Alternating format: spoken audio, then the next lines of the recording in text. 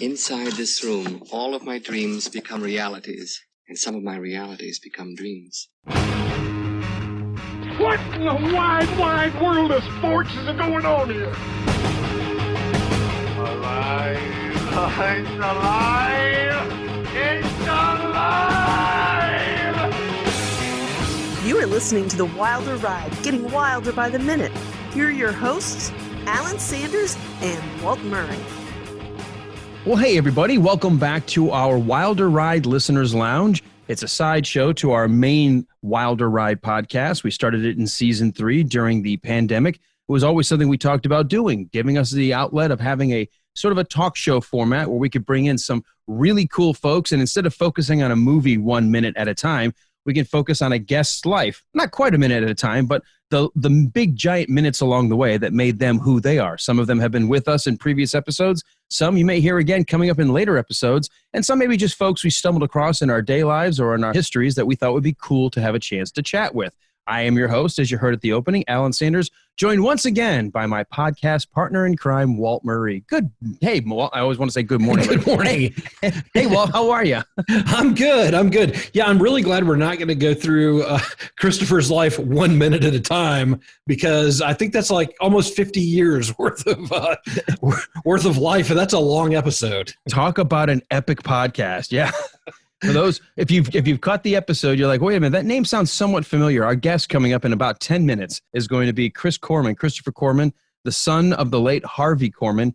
Chris and I had a chance to get acquainted on social media while we were doing our season 2 of Blazing Saddles, and joined us for the last 4 minutes of the movie that had his dad in it before being shot by Cleavon Little's character. So, Walt, it's been about a year and a half since we've had any chance to sit down and chat with Chris. It's going to be fun to have him on. Well, I'm looking forward to getting into a little bit more of his background, hearing what he's doing, but also answering some of the questions that we had about his dad. And I felt like when we sat down with him originally, we really kind of scratched the surface, but there's so much more. And of course, his dad did so many TV shows, movies, cartoons. So I want to hear from Christopher on those. So yeah, I'm looking forward to talking to him. Christopher is a very entertaining friend. So we're going to have a good time. Yeah. All right. Well, we always like to try to start off the show with what's been going on this past week. And the last couple of times, I think I've taken the charge and run with it because I either had a rant or a problem. And I've got one today, but I'm gonna be polite and say, Walt, how's your week been? Well, it's been good. So I have to tell this story. I mean, this is a long time ago, but somebody reminded me of this, and I've been in a laughing galaxy about far, it all far day. away. Yeah, about 60 miles from here. So one time, the reason I got to this was through the weirdness of my brain. I had to put my daughter's car in the shop today and put new brakes on it. And so, that's pretty painful to go through the experience of paying for that. But I got to talking to one of the guys here about crazy stuff with cars and car accidents and things. So one time I was in Athens, Georgia, when I was in college, and I had me and a buddy of mine had picked up a couple of friends of ours. And so immediately I turned out onto a one-way street going the wrong way. And that's always fun when you discover that. Yeah, I was like, oh, crap. Immediate realization of I'm an idiot. And I knew I'd been on that road 1,000 times. I knew better. Well, then I immediately turned on another road and got going the right way. Well, the friendly neighborhood Clark County police just happened to see me turn down that one-way street. So they got behind me and followed me a little bit just to make sure I wasn't drunk. And then they blue lighted me. So I turned down this little road behind a couple of fraternity houses, and the officer came up and got my license and everything. And another officer standing right behind me with his flashlight shining in the window. And of course, being right by all the fraternity houses, people are riding by, you stupid jackass, you get pulled. So again, we're right near a stop sign. And this one car stops at the stop sign after yelling at us. The next car behind them is yelling at us. They're not paying attention. And they run right into the back of the car stopped at the stop sign. And they were going fast enough that they broke out their headlights, the grill, and the tail lights on the other car, just totally annihilated both of them. And the cop behind us just like throws his head back And he turns and looks at the guy's like, what are you thinking? And they come up and hand me my license. He's like, all right, yeah, go ahead. I've got better things to do than write you a ticket. Yeah, apparently we're going to write up an accident report. That's right. So I was like, hey, thanks, man. Oh, my God. Yeah, that's awesome. They're yelling at you and you say, hey, you know what? Thank you. No, thank you. Thank you. I really appreciate you saving me $75. So I appreciate you two knuckleheads deciding to have the unplanned insurance seminar with police right there as witness. Yeah, and I just thought, you would think at that point I would start a charmed life. That didn't happen, but at least I had that one charmed moment. But I got to thinking about that earlier today, and it just made me laugh. So I thought I'd share that great thing of don't yell at people while they're getting written a ticket. Since you kind of opened up that door, it reminds me of one of the few times that I was almost a hair panicked about being pulled over. I had my 2 young kids in the back seat. We were driving home, and I used to live down a little bit of a more windy road. And at night, if there's nobody around, I like to sometimes, hit those curves because I had like a sports sedan, and I really enjoyed, driving the car a little bit sometimes when it's late. Yeah. Well, I was coming back from a gathering where I'd had a couple of adult beverages, and I was always careful when I knew I was driving. And I was in my car, and the kids are kind of starting to feel a little sleepy in the back seat because it is a little bit later, maybe 11:30 at night. I'm going down this road, and all of a sudden I've got lights. You know when those people come up and they think, and it's almost like they're inspecting what's in your trunk. They're so close. Oh, yeah. Mm-hmm. And I was thinking to myself, this idiot out of nowhere is on my ass. I'm just going to burn him. And I don't know what it was. Something about maybe the shape of the headlights because it's dark. I couldn't really tell. I'm like, you know what? No. I'm going to purposely drive exactly the speed limit and just tick this person off. So here I am going down the road, and all of a sudden, blue lights. I'm like, oh, my God, it was a cop behind me. Thank God I didn't burn, like going down the road 60, 70 miles an hour. You are like, check up on him and have him running right into the back of you. So I pull over, and I just know from training, I've taught my girls this as well, police don't necessarily know what you're up to in your car, especially when at night. So I said, no matter what, I don't care, even if it's raining, when you get pulled over, lower your window, put both hands on the steering wheel so that way as the officer's coming up, they're aware that at least your hands are in a safe place. So I do that. It's not raining. It's just dark. And I notice I can see in the side mirror, the dude has his hand on his gun. Like he's ready to draw the gun on. And I'm thinking, what the hell? And I'm just sitting there just panicking all of a sudden because I got the kids in the backseat. They don't know what's going on. The wife is sitting next to me. She's not sure. Well, why did you get pulled over? I didn't think you didn't have too much to drink, did you? I'm like, yes, they have a sonic detector. They were able to tell without anything. So I'm sitting there, and I remember, I'll never forget his face because he sort of looked slowly into the car like he was really hesitant. And when he made eye contact with me, there was that sense of, you're not who I'm expecting. It was that, and it's only upon reflection I realized that because he looked confused. Yeah, and then he paused for a second. He reared back a little, then he looked back in, and then he looked further, and he saw my wife sitting next to me. And then he looked in the back, and he saw my kids sort of mostly asleep still. They didn't know what was going on.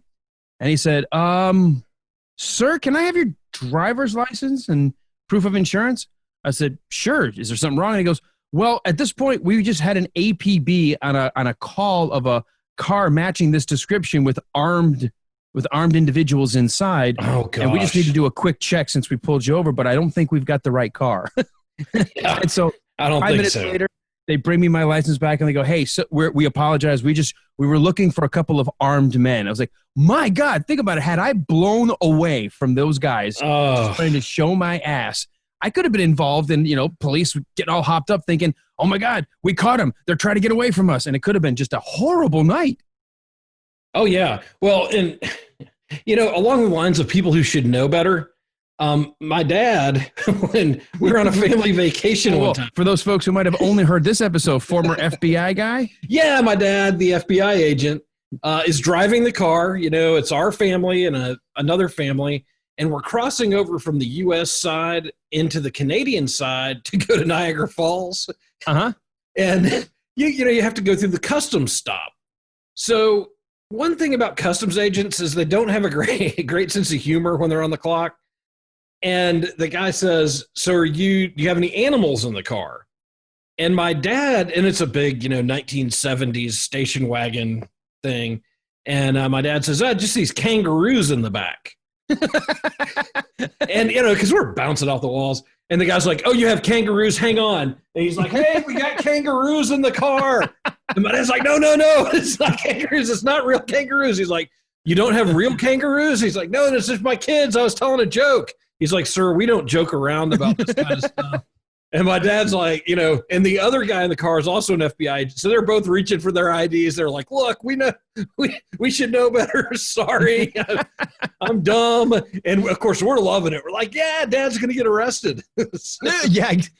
Well, I guess you must have been just a tad older because the only other and it was totally my fault. I was lipping off to the cops and my kids were really scared for me. I was coming back from my mom's. And I know there's a corner on Shiloh Road where you're doing 45. You take that corner, but it's 35 going into it. And I was like, yeah, but it's 35, 45, whatever. I just kept it at 45. I probably was doing closer to 50. And just as I hit the curve, behind the big giant pine trees into a subdivision entrance, 2 cops on motorcycle tagging me. I was like, got pulled over. And now I'm irritated because I realized, okay, you guys know you're sitting at the curve. You're purposely hidden behind the shrubs, tagging people, looking for some free tickets. And so when he comes up, he says, going a little fast in that curve. I'm like, yeah, I saw you hiding over there. I guess, Cobb County running out of money? And he's like, well, we're happy to take all of yours. Yeah, I'm just like, that's when you end up with broken taillights. Yeah, exactly. I'm surprised I didn't, but I realized, and I was being a really bad example in front of my kids mouthing up, but it was irritated. But you know what? I totally deserved it. I knew I was speeding.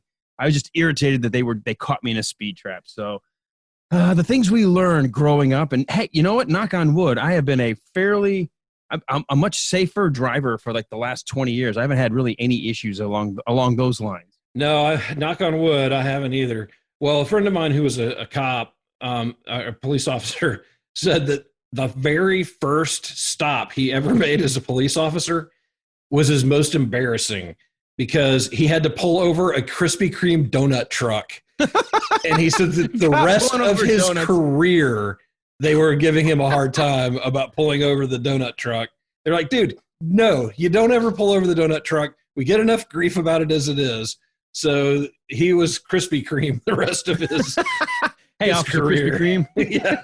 So, and I wish that was Hawk Hagaback because I would have brought that up on our episode, but no kidding. Yeah. So, well, I think you and I have chit-chatted enough. Anything else that you want to mention about? I know we didn't really talk about this week, but we did talk about some interesting instances running into police officers. No, it's finally starting to feel a little like fall in the mornings, but it's still 9,000 degrees in the afternoon. I can't wait. So, yeah. But this has been one of those good crazy weeks. But I'm excited to talk to Christopher. So let's just jump in and get going with him. All right, ladies and gentlemen, let's get a nice warm round of applause as we part the curtains and welcome to the Wilder Ride Listeners Lounge our guest, Christopher Korman.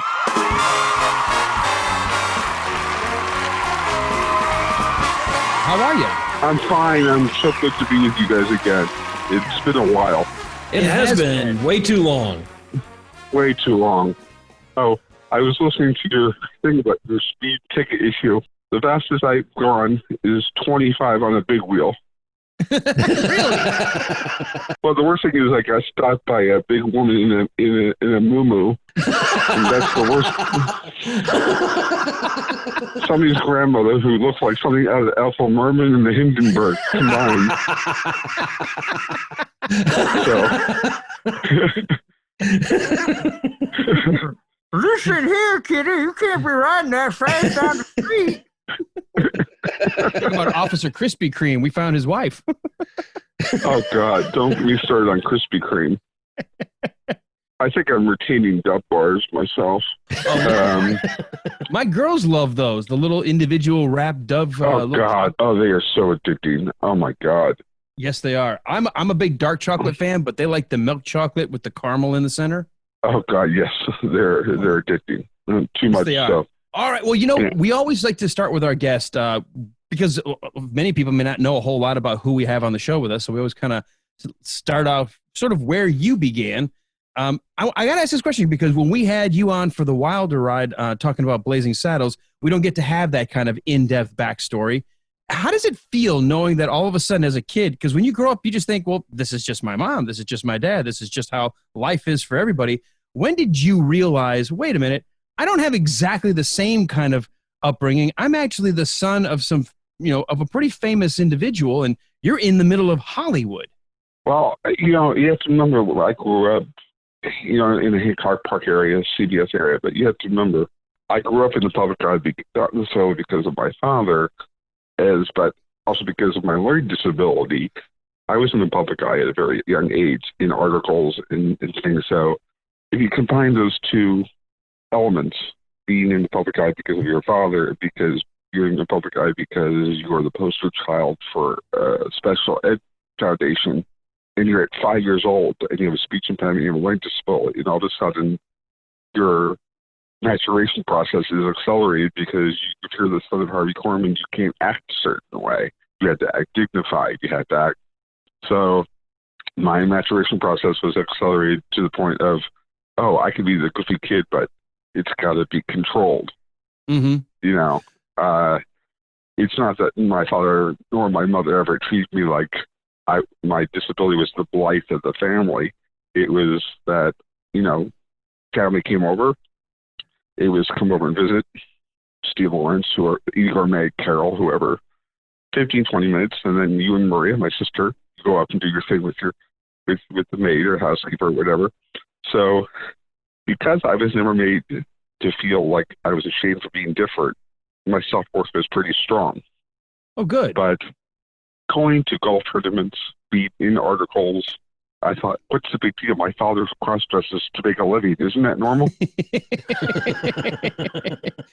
Now, I know how my kids reacted to me. There was that period of time where I was like a hero. I could do no wrong. They thought it was cool. And then they got to that certain age where they were like, oh my God, I can't. My dad embarrasses me. He says stuff on the radio. And now they're back to liking me again. Did you have something similar? Did you have that teen angst period where you're like, oh dear God, I'm so sick of being around my dad? Well, here's what's odd about my situation in school. Dom DeLuise's son David and I were in school together.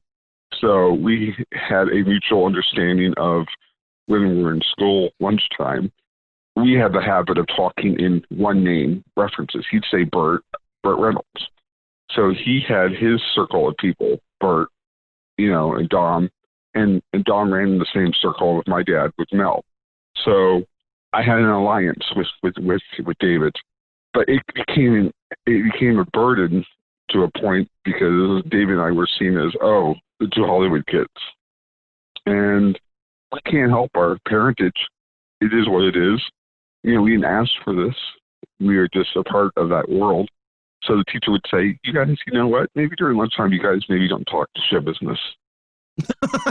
I'm like, look, I got a drug deal down on Hollywood Boulevard, teacher, in 20 minutes. Give me a break here. So, okay, the fastest thing we ever pushed was a Flintstone chewable, but that's beside the point. But as a norm, it was like, everybody's teacher is doctor, lawyer, whatever. What does your father do? He wears chicken outfits and sings ballads on television. And you're probably wondering why I'm not in therapy. Well, what's funny is you say that a lot because he was known for those kind of characters, but he was also known as the straight man. A lot of times against the Tim Conways of the world, where he had to play the stiff upper lip, the sort of the straight character, but he would always end up having as much fun, if not more fun, by breaking and having a good time on stage. Yeah, but if you ask my father in the vernacular of the business, he would cringe at the idea of being labeled a sketch comedian or a straight man because of his classical training at Goodman Theater, and he studied with Uta Hagen and the Berghoff Studios. He was classically trained to play the classics. So if he were alive today, he'd say we want to be known as the consummate professional who could do it all. But you become like John Ritter, like Larry Hagman. You become a victim of your own success. You get pigeonholed in the business. Casting people see you in a certain light. They can't get that idea out of their head. So Harvey is always a character actor or a sketch comedian. And So he kind of resented that. And I think if you ask him today, he'd probably say, I wish I had done more dramatic roles so the people wouldn't see me just as this guy who does comedy. And I think that's probably the only resentment he probably did have, is that he didn't do more dramatic roles, or casting directors in the industry didn't see him more than what he was.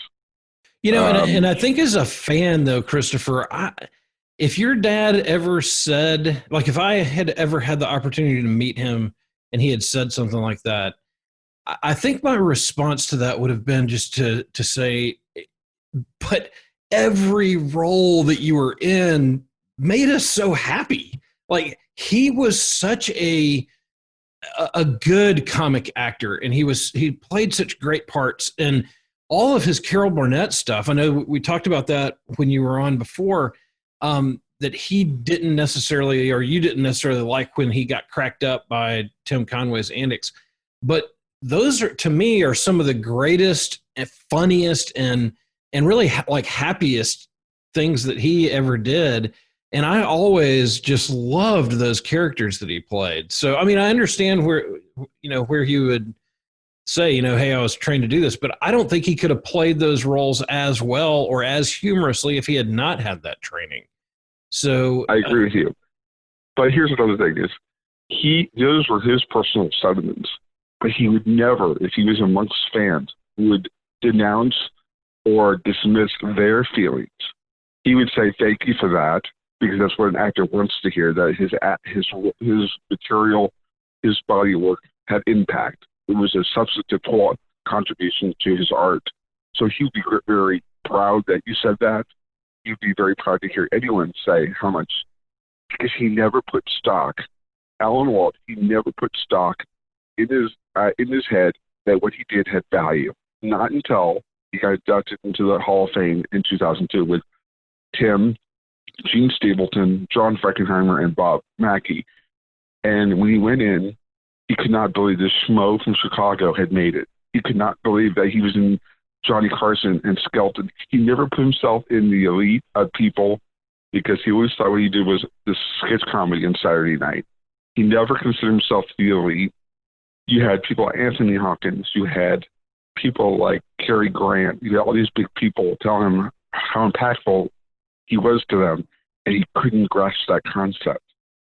Do you think that he would be surprised that here in 2020, we're still talking about his body of work, and that It is still something that, if you walk up to somebody our age and say, hey, remember the dentist sketch on Carol Burnett, or quote a line of his from Blazing Saddles or something, like everybody grabs it. It's like a fish going for the worm, that everybody knows those things and jumps to them.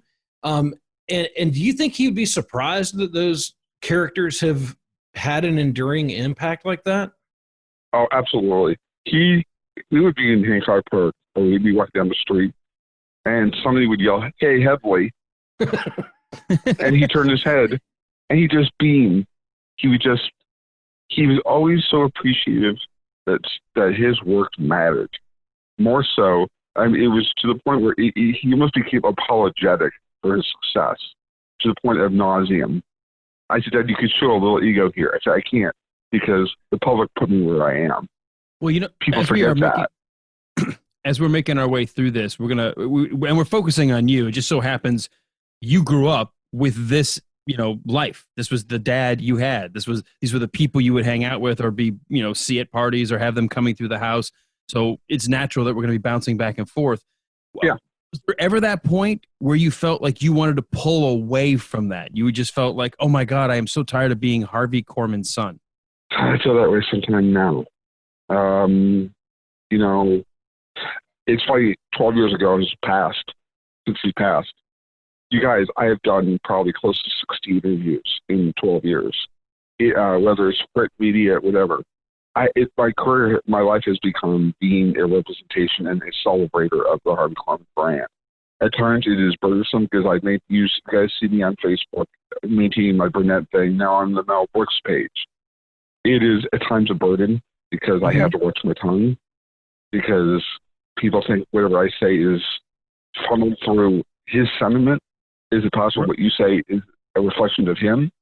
So, yes, I have, if you've seen me on Facebook, I have gone off and said I don't appreciate breaking up, because Lorne Michaels has made the point that he never liked the breaking up of the Burnett show, which I think is a bit hypocritical, because Saturday Night Live is completely inside baseball. Now, the only people who don't get the humor probably is the guys cleaning the toilets at 30 Rock. But it's, for me, it's like there's a pros and cons of being his son. How I choose to weigh what those pros and cons are, that's up to me. It's a blessing and it's a curse. I choose to look at it as a positive because I get to engage people. I've got to know you and Walt. The people I've got to engage, those are the pluses. The minus is if they're minimal as they are, it is probably the expectation of being accessible as much as people want me to be. And I have a life outside of being on Facebook and being Harvey Korman. I'm married and I have a child too. Gotcha. So how do you weigh those two? Yeah, it's almost like they feel like you're the figurehead now. Like you said, you're the brand. So that's what you do 24/7. And it's like, well, no, I don't do that 24/7. I've got other things I do in my own life. Yes, I do. And I am working on, with the pandemic, I'm trying to work on some special ed things. And I'm trying to combine my love for theater arts with acting. There's this thing nowadays with, they call the healing arts, where they combine psychology, how to engage a child with a disability, and use theater arts and the exercises of doing monologues as a way to engage a child who maybe have a speech impediment or autism or whatever. And how do you draw them out of that shell of insecurity of being different? So there are a couple of theater programs that I was going to attach myself to before this pandemic started. One in Chicago, one in Wisconsin, which is both hometowns for my parents. And I was going to go do some public speaking on that issue. So much of my life is show business, special ed, because of the two worlds I know the best. You know what, though? That is really, really cool that you've been able to find sort of that where you fit. And honestly, you're a perfect spokesperson because you had a foot in both worlds. Yeah, it is. I think it's anything I learned from my father is you use your name to elevate other people who are not as fortunate as you because of who I am. But you do it with humility. You do it with pride. You do it with not a sense of it becomes a burden because you feel like you're always on. You always feel like you have to be always extending yourself to people. And that is the pro and con of being his son. And sometimes it's much worse for the child than it is for the extra celebrity because the celebrity dies. And then, I'm sure you asked Jan Murray's son, who you should get Jan Murray's son on. Howard worked in the business for 40 years, worked with Robin Williams and all these people. It's the same thing with Karen Knotts, Don Knotts' daughter, who's doing a one-woman show. I love my dad, but there's part of me wishes he didn't do what he did, feeling. And I think we all feel that. Pat Harrington's daughter, Teresa, same thing. We all feel that. As much as we love our parents, I wish they'd done something different. But at the same time, would we not have the access to the people that we've had access to? Have our parents not been our parents? No. So you have to look at it as positive. I wouldn't know you two guys. It's not been my upbringing presented me with being Harvey Korman's son. So I value the relationships I have cultivated. And those are the things that sustain me. Well, Christopher, a couple things real quick. One thing I will say that I've been very impressed with is that you do kind of, we all have the burden of our parents, right? I'm the product of an FBI agent with a huge personality who everybody knew, and he goes to the golf course now and everybody's like, oh, George. I mean, it's like Norm walking into Cheers. Right. So there is some of that, living in the shadow. Alan is the son of Colonel Sanders. He can never get out from What's the matter, Colonel? Chicken? Are you serious? My dad, yeah. Now, my dad did pass away about 3 years ago, but yeah, he was a colonel in the Army. He was career Army. and his last name being Sanders, he got to the position of Colonel Sanders. Oh, God. Yep. So I was one of Colonel Sanders' children. and growing up in a military family where you're the son of a colonel, you are in a shadow. I mean, you are, you're kind of under the burden of, like you were saying with your dad, there's a certain behavior expectation. There's a certain, yours is really unique, but I don't know if you and I've really talked about this, but I don't think anybody's surprised to know that I have ADD, but I also have dyslexia. And on top of that, my wife and I adopted 2 daughters, and one of those daughters has, we're pretty sure, fetal alcohol syndrome. She's 18, and we have put her through programs and things. And the whole area of special needs is mostly because of my daughter, a real area of interest and compassion for me. And so when I see you and what you have accomplished and what you're working on, that is exciting to me. And I know that it can be kind of a heavy coat to wear sometimes, but believe me, as a parent of someone who needs programs like that and who benefits from that, that is a really worthwhile thing for you to be doing. Well, I appreciate that. And let me say this to you. Whatever connections I have within that world that I can extend to you and your wife, just ask. Because the reason I say that is because I spoke at the Lord Disabilities Association National Conference in 2017, okay? I go there in Baltimore, where I used to live. The director of the LDA says to me while I'm walking in to register, she said, "Do you know your father was our national spokesperson for 4 years? It was the National Association for Teachers with LD." I said, "I had no idea." He announced it on Carson in '82, okay, that he was going to Chicago for the national conference. I had no idea. I'm in the green room, and people are looking at me like, "Do you know your father's going to Chicago?" I said, "I thought he was in the bathroom this whole time." So I'll tell you this. If there's anything I have learned about using the world of LD is to source it out, to figure out who the people are who you need to connect with. Thank God I connected with the LDA. But to hear my father say, he put himself out there and say, "Look, I'm a parent first, a celebrity second," meant a lot to me. To hear people come up to me and hug me and say, "Your father put us on the map 20 years ago as a national spokesperson," because he always celebrated my disability as a celebration of who I was, not a blight on the family name. So self-worth starts at the very beginning in your life, your sense of identity.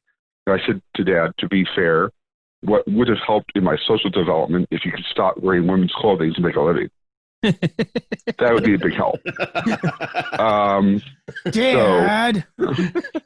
Gee, Dad, I mean, okay, the chicken outfits? Okay, really? Okay, come on. But well, we all have those things that our dads did to embarrass us. So yes, but yours just happened to be on TV. Yeah, yours just happened to have a bigger audience. Yeah, that's the one I can tell the prison psychologist too. Yeah, that international audience thing kind of throws a little curveball on it. It does, doesn't it? So let me just say this to your wife and you. You are both exceptional parents in that you are aware of whatever your child needs to do in order to feel self-contained, feel self-worth, and feel that it's okay to be different. Because that's at the end game, the child has to feel that it's okay to your maturation process to play out in a natural course of what she has to do in order to feel like she can succeed on her own terms. And I think that's the key for me, was that I was never, as much as my LD issue became an issue of social emotional development, was my dad and mom did let me play it out. Now, the golf tournament issue, being in the public eye, being the poster child for LD, is that the plus side is that I got to engage with people in that field, in that industry. So I say to you that whatever I can do to help with you and your wife with resources in that world, for your daughter, for anybody that you know, just holler and let me know. Well, I certainly appreciate that, and I very well may take you up on it. if from nothing else, throwing my hands in the air sometimes and going, what in the world is she thinking, or what in the world is she doing, or how do we motivate this kid in the right direction? And I think that's one of the really cool things from knowing you, Christopher, is that you do seem to really be highly motivated in a lot of different areas. And it seems like when you find something that you're interested in, you are a bulldog and really go at it. And I think that is for any of us, no matter whether we're quote unquote normal, whatever that is, or whatever, finding those things that you're passionate about and being motivated to go and make a difference in the world in those areas. And I think that's one of the real unique things about you. And of course, your dad's life gave you a little bit bigger platform for that. And I think that's pretty amazing. Well, it's funny you say that. You talk about your daughter. I have my son. I have a son. You motivate your child to figure out what they want in this world for themselves. Is one of the things about my speech at the LDA thing was it's finding a niche in this country that is so specific to yourself and what you can provide as a product. Because we are our own. If you think about it, we are our own poster board. We are our business card. We have to be self-promoting always to advancing what we're trying to accomplish.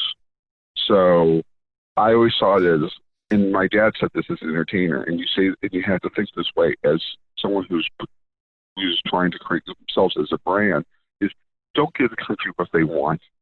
You give what they can't live without. That's a very insightful statement.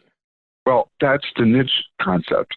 That's what product do I have to offer the world as Chris Korman, extension of Harvey, that is so uniquely different from what everyone else is doing that no one else can say, oh, I'm doing that. No, Chris kind of cornered the market on that concept, and I draw from that idea. And then from there, I can pipe in people that are in the industry, special ed, to do this for a living and say, how can I connect my connection, my ideas, my brand with yours, and accelerate your brand by using my media connections to help them.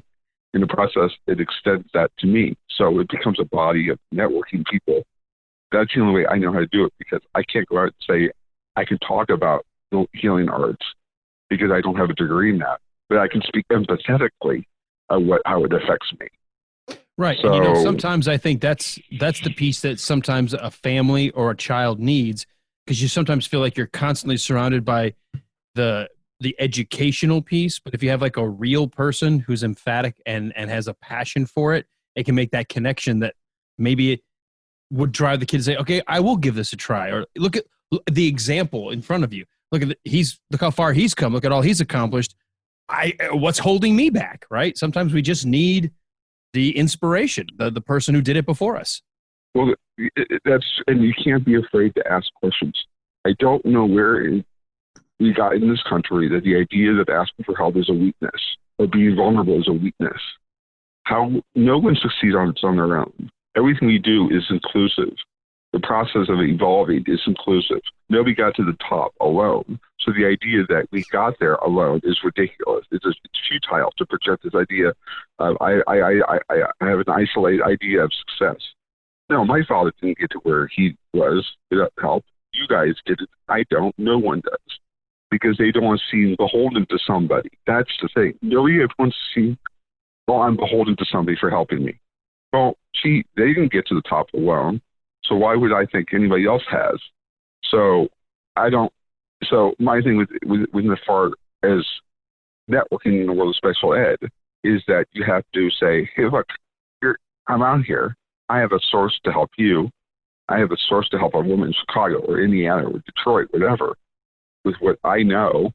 Why wouldn't I not share that? We hoard information in this country like it's a hot commodity. If I share it, then I lose my thing. I lose that thing that gives me value. No, I've just expanded it outward. Well, so, you know what? I wish more people would think that way, but unfortunately, there's also for whatever reason, we're in a time where it's very much what can you do for me rather than what can I do for you. But those same people would want you to extend that to them and reciprocate back to them freely. But they don't have to do it to you until they need something from you. Then all of a sudden they find humility. I said, well, 6 months ago, you didn't need my help. Now you need my help. I said, talk to my backside because I only have so much energy to give. If I can give it to people who are going to really value what I have to offer them, I can't offer to someone who are people who are toxic, who are self-absorbed, who are into themselves. Let me tell you, I've had more people come to me and say, look, I have a child in Chicago, and he's a learning disability. Well, there's a great program in Chicago called cherish. There's only 3 or 4 main programs in this country for people with disabilities. There's the Landmark College in Vermont. There's Threshold program that I went to in Boston. There's the cherish program for highly functional people with disabilities in Chicago. So I've been to 3 of them. Let me tell you, those institutions do not want to hear the name Korman ever again. Only for the reason is that I networked with the understanding is you can't pigeonhole me with somebody with autism or Down syndrome. People with dyslexia, you can't pigeonhole. There's dyscalculia, which is numbers. There's dysliteracy, which is a form of literacy. Okay, somewhere in the 80s, somebody thought it would be a really good idea. Let's umbrella dyslexia and LD to secure great funding. But you can't put people who are blind with somebody who's deaf in the same category.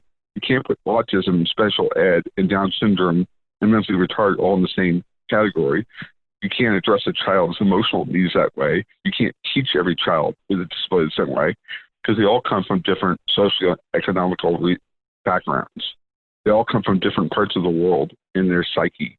So my dad from very early on said, you have to treat my son like an individual, and everybody in that classroom is individual, and their emotional needs are different. Yes, their disabilities are the same, but how they react is different.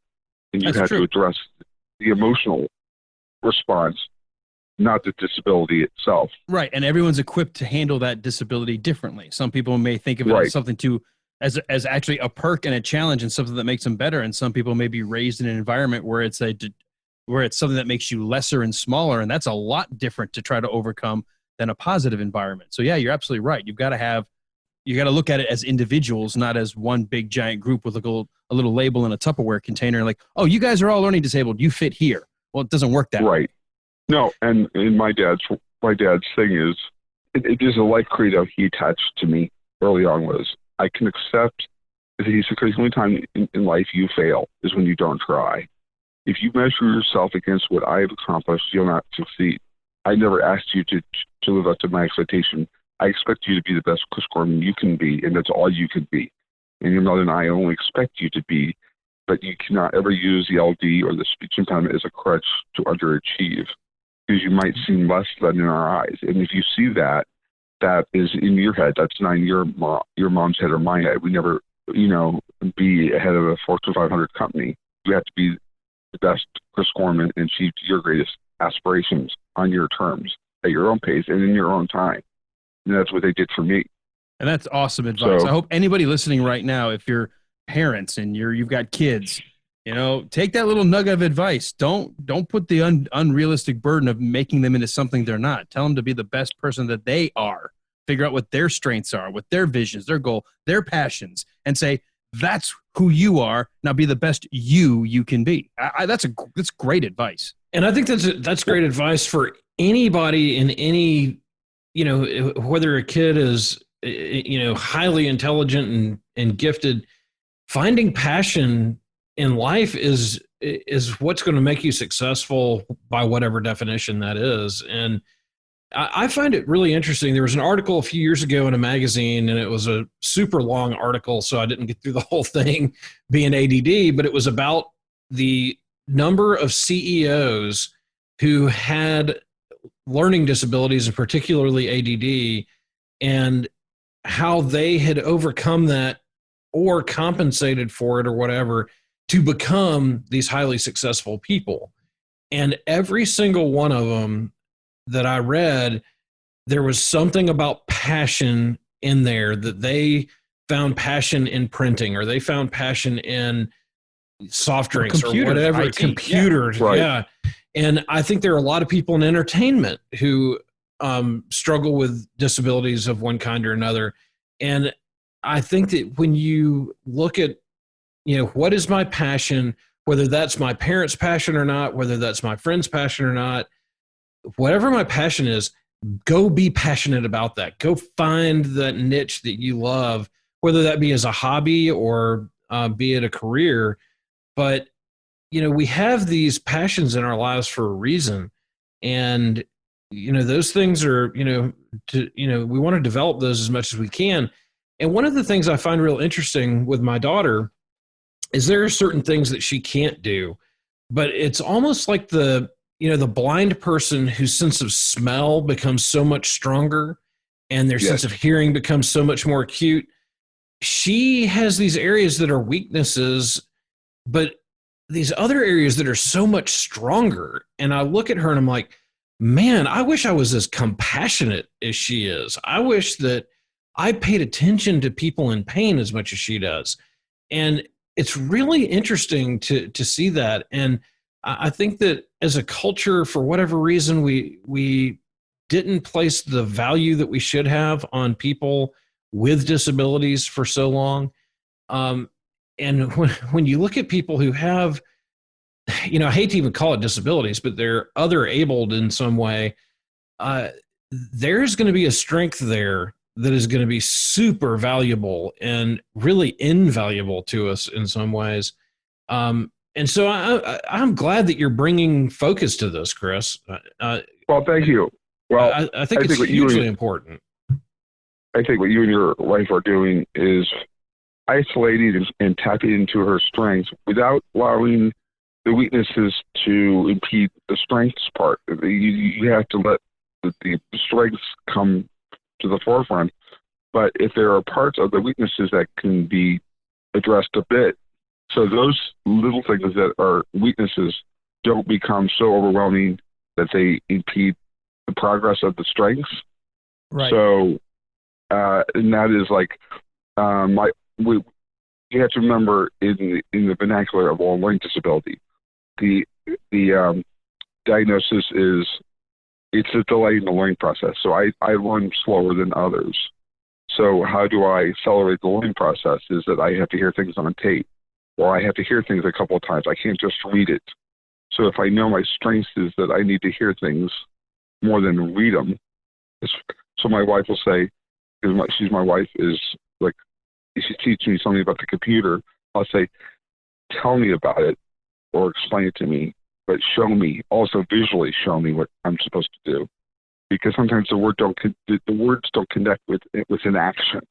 Right. For me, I need an action to connect with an idea so I can understand what the action means, the behavior, the conduct, or the tools I need is to attach an emotional idea or attach the idea of, okay, I need to do this.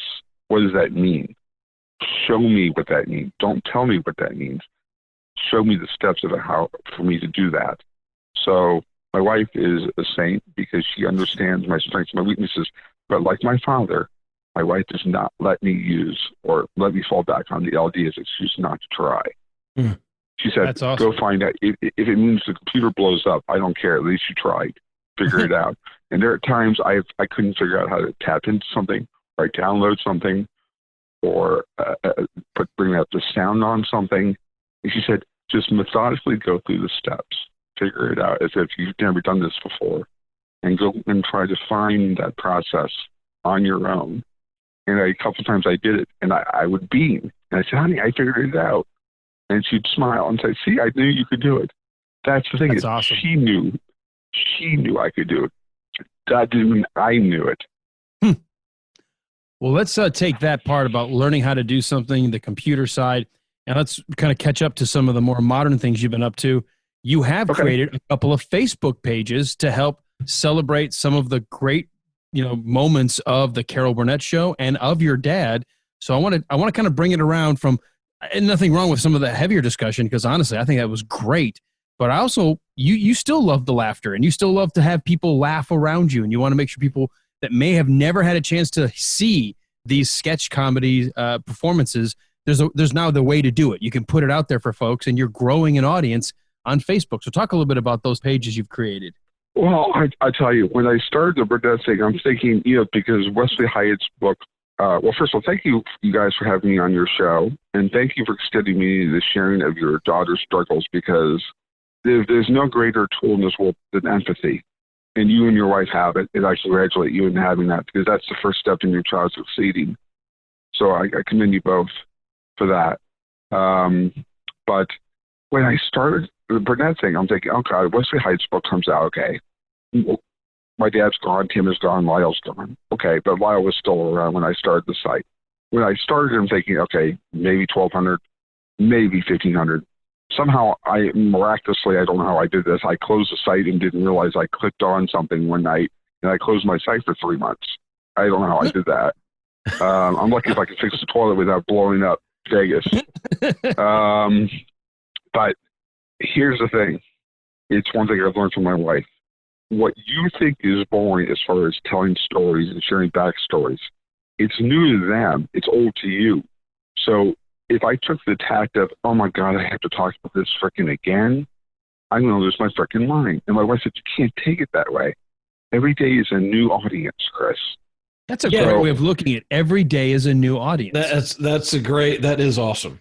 And you know, Chris, people wouldn't keep asking if they didn't want to hear the stories too. And I'm fascinated by them. I didn't grow up in Hollywood, and I didn't grow up, I didn't have your life. And when you start talking about, Lyle, obviously Lyle Wagner, it's fascinating to me that these are people that you knew, and they're people that every weekend I was watching on TV as a kid. Well, that's it. See, but I had to train my brain to realize that if I were to go do book signing things or those conferences, Comic-Cons for whatever, if I would have to sit there for 2 hours to engage in the public eye, okay, I have to remember I have access to these people because of what my father sacrificed for me in order to get to where he is. So I'm a representation of that brand. So for me to see that this is a burden, yes, it is at times being in sun, but look at the whole scope of the idea of this. I am now over 2,445 members. You guys, I added 1,700 people in one night on my Burnett page because I miraculously, but here's the thing is, I went over to the Mel Brooks page that is run by my friend Jamie just to correspond because Howard Murray, Jan Murray's son, said, you should go over to the Mel Brooks page. I'm like, oh God, I'm opening a can of worms on this one. Because I didn't go over there necessarily to offer up my dad's thing, although my bond with Mel is exceedingly special to me.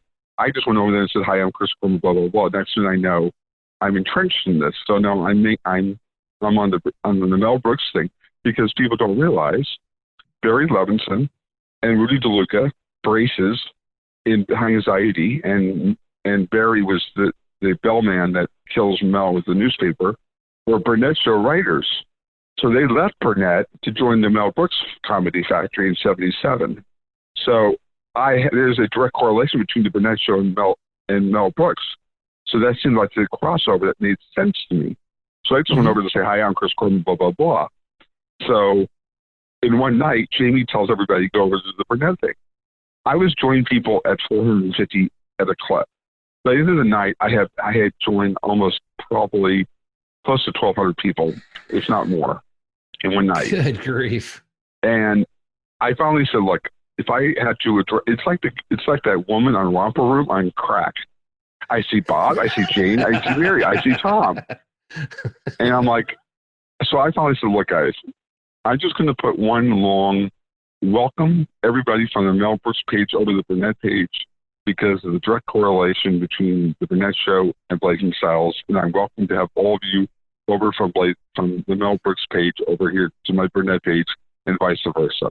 And I left it at that. If I had to welcome 1,700 people one night, I'd still be on there.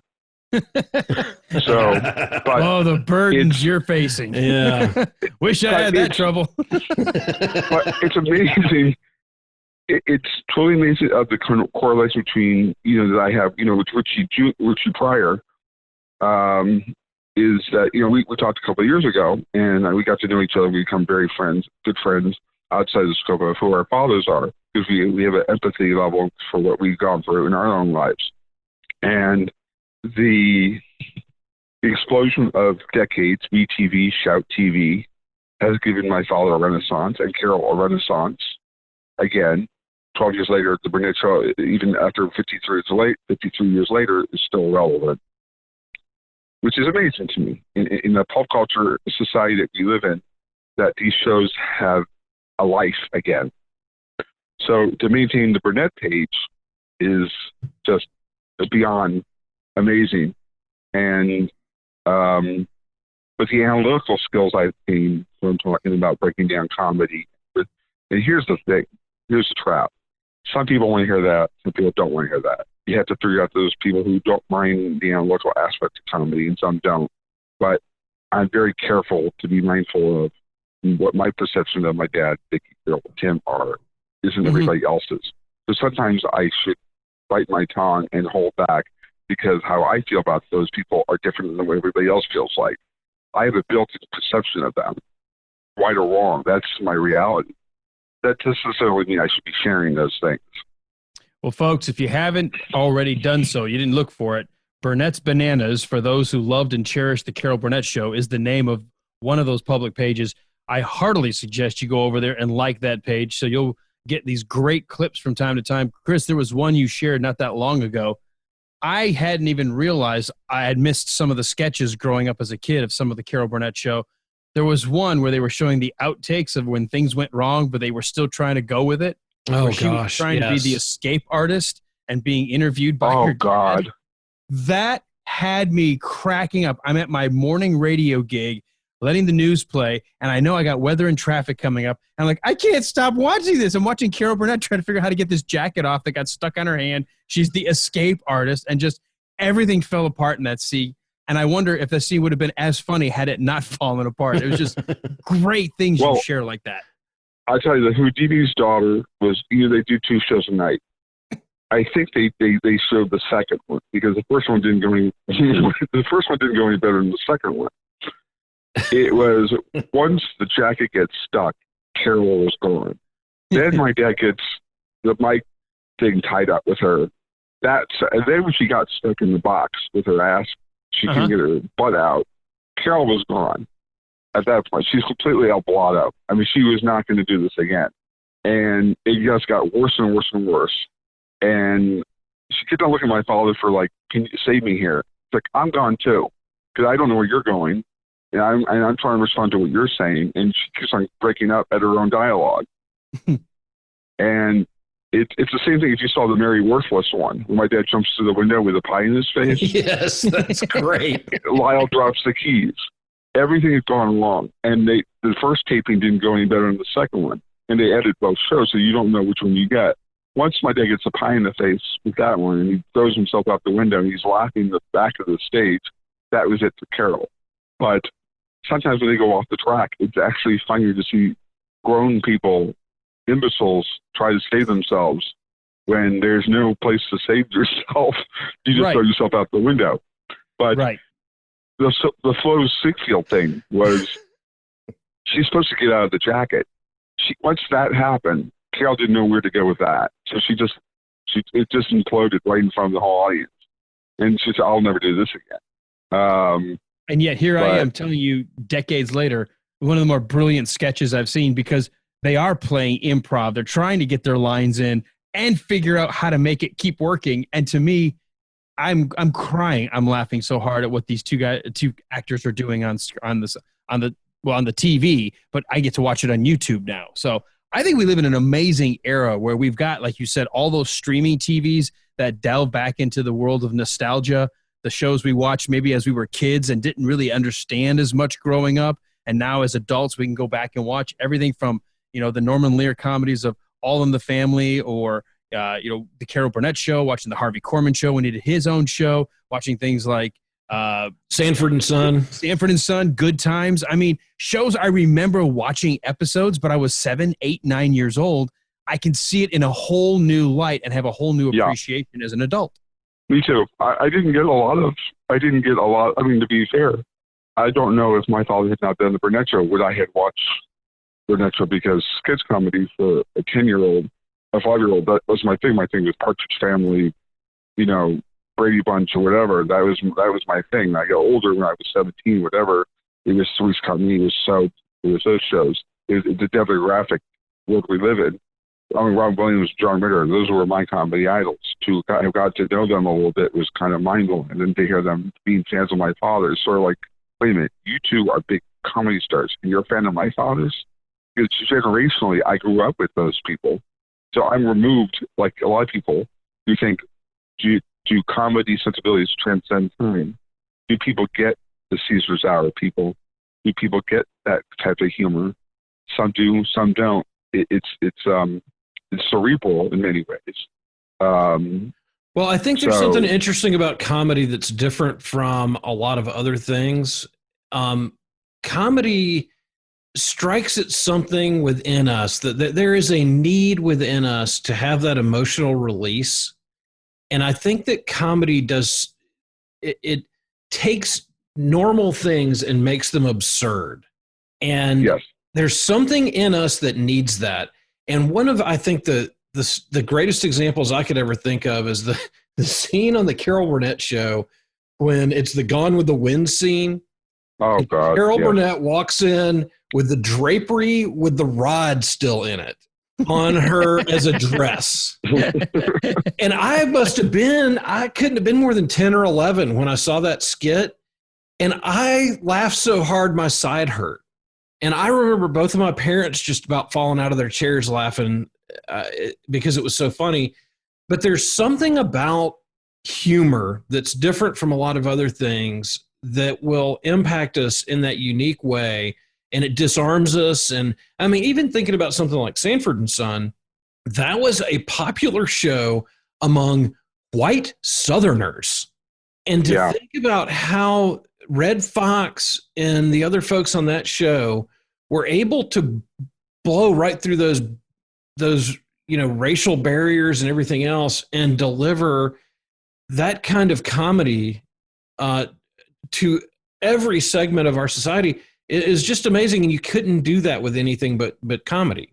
And when you have someone like your dad and Carol Burnett and the other folks on that show, and then Mel Brooks and the other folks involved in those movies, that is a unique gift. And I just love the way that your dad delivered that to us. And I think that my kids, as they get older, they're going to appreciate his work. And I think that it's going to endure for a long time. Well, I'm glad you said that, because I could give you a little bit of feedback on the Went with the Wind thing.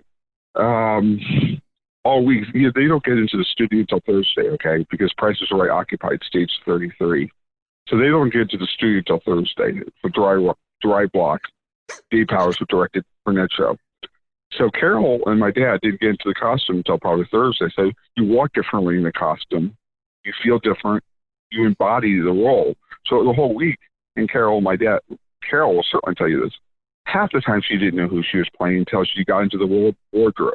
It was almost like Bob's designs had this natural power to define the character even before put it on. You put it on, you all of a sudden became that person. It's like it was a blueprint for the character. Because Carol had no idea what she was going to do. She didn't know she was going to do a Vivian Lee impression, or she had to give you the essence of Vivian. Same thing with my father. Is my father doing Clark Gable doing Red Butler? Or is Harvey Korman doing his interpretation of Red Butler? There's that trap. You're doing satire, you're doing farce, whatever. The trap is, am I doing a caricature of this person? But all those things are there. You don't have to imply you're playing those roles. Those roles are there. So when my dad and Carol got into that costume that day, they got it. But she not shown my father the drapes yet, because Bob took Carol into the costume place that Thursday and said, I'm going to leave the rods in. That's another 45, 50 pounds, okay? My dad now has to carry Carol up the stairs with the curtain and the rod. So that's another 50 or 60 pounds of curtain on top of Carol. So when he gets to the top of the thing and she said, Red, I realize how virile you are. Kiss me. He said, not now, Scarlett, I'm pooped. He was actually pooped because he had to do that twice that night.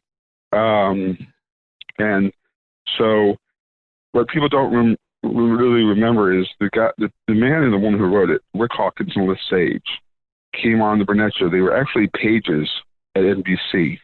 When they submitted it, Rick Hawkins did his sabbatical in college on Gone with the Wind. He submitted it to Joe. That's how they got hired on the spec script of the Went with the Wind sketch. That was their entrance into the Burnett Show. Wow. Yeah. Now Rick teaches writing at a university in Pittsburgh. But people don't realize what the comedy is, a precision thing. Timing is everything. Precision is everything. That's why Carol showed my father the curtain rod, because she was afraid that if my father didn't see it, he would go up. That's why she showed him the rod on Thursday, because if he knew come Friday he sees the rod, my dad will need a carton. It depends to get through that. And the rest of the audience. Like the night he decided to show his underwear to Laurence Olivier, he was supposed to put his breakaway boxers on that had hearts on it. In between dress and air show, he didn't change his underwear back to what he was supposed to wear. So Laurence Olivier is in the audience, and they're doing this sketch with Tim, with the old man, and my dad decides to moon Laurence Olivier, who is his idol, by the way. As one would. As one would. So they keep on panning back to Laurence Olivier, and he's looking at his friend saying, why is people laughing? He said, well, first of all, Harvey's showing his ass to the entire world with boxers with hearts on it. And obviously a British actor you're not supposed to do that on live television. So he was laughing, and there was part of him that looked startled that this was happening. And then my father, once he realized his underwear was wrong, he just laughed for the rest of the sketch. And he finally started yelling for the cop to come in and take him away, because this was not going to get better. So that is those surreal moments when your idol is in the audience, because in '58, Betty Davis and Charles Walton hailed my father as the next Olivier. And well, that's high praise. Yeah. Yeah. And so he jokingly said to Tom Shales of, I think it was at the New York Times, Hollywood wanted a blonde Adonis. All I could give them was aging balding Jew. That's about it. But look, you think about it, when he came out in '60 with my mother, he did Skelton, he did Dennis and Menace, he did Munsters, he did Route 66, he did Perry Mason, he did Lucy, he did Skelton, he did Betty. He never thought in his wildest dreams that he'd be straightened for Jack Benny. Jack actually had to say, Harvey, call me Jack. He said, you're my idol. I could never call you Jack. I call you Mr. Benny. It blew his mind that he was working with his idols. So it's amazing to me, to the people that I have had access to because of him. It's quite mind-blowing. Wow. Well, we are starting to wrap up the guest portion, but I know you're going to hang out with us for the remaining parts of the show. Before I do that, there's stuff we can't talk about yet that's in the wings, so we're going to have you back later, maybe at the end of the year or next year, depending whenever something happens. But in the meantime, we do want to continue to grow your Facebook audience and let new people and old who have maybe seen all the shows or have never heard of the Carol Burnett Show, which I can't even imagine. Tell us again, how do people find those Facebook pages? What are the names, so that way they can come join and learn a little bit more about your dad and the show and things that happen behind the scenes? Well, on Facebook, it's Burnett Bananas. Or you can go to Christopher Peter Korman on Facebook. I'm right there. There's pictures of my dad, and there's pictures of George Chicenzo.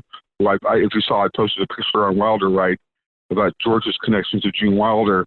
Yeah. And my mom went to school with him in Milwaukee when he was Jerome Silberman.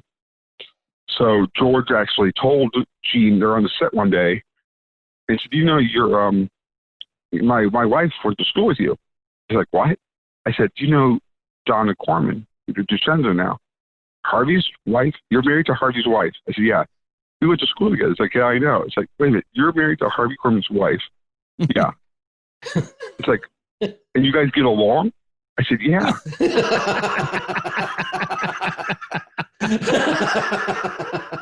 I mean, so much so, my father, when they were doing Long Shot, the horse racing movie, he said, you guys, we need a mobster, a funny mobster. I was like, how about my wife's husband, George? Vincent Bugliosi snorts. and the cast director's like, wait a minute, you want your current wife's husband to be in this movie? He's like, I love George. I adore him. We share Christmases together. We drink together. We pop off on your mother every chance we get. I mean, it's so. You know what though? That just goes. That's just part of who you said from the very beginning of who your dad was. He wasn't going to hold just because he may not have been able to hold the marriage together. He wasn't going to make it an angst and angry thing the rest of his life because he still had you. So why not go forward positively? Too many people, they get divorced. They realize, you know what? We're not great as spouses, but we can still be great friends. And I'm glad your dad was able to do that. Well, I was fortunate. Very few can say this, guys. They had one father to revel in. I had two. George and my father were exceptional men, flaws and all. They always put me first. It was always what Chris needs, what Maria needs, but what Chris needs is a solid foundation of a supportive family. So it was, but house rules. If a punishment went from my mom's house over to my dad's house, my dad honored it. You live in George's house, you live by George's rules. Oh, now you give a shit?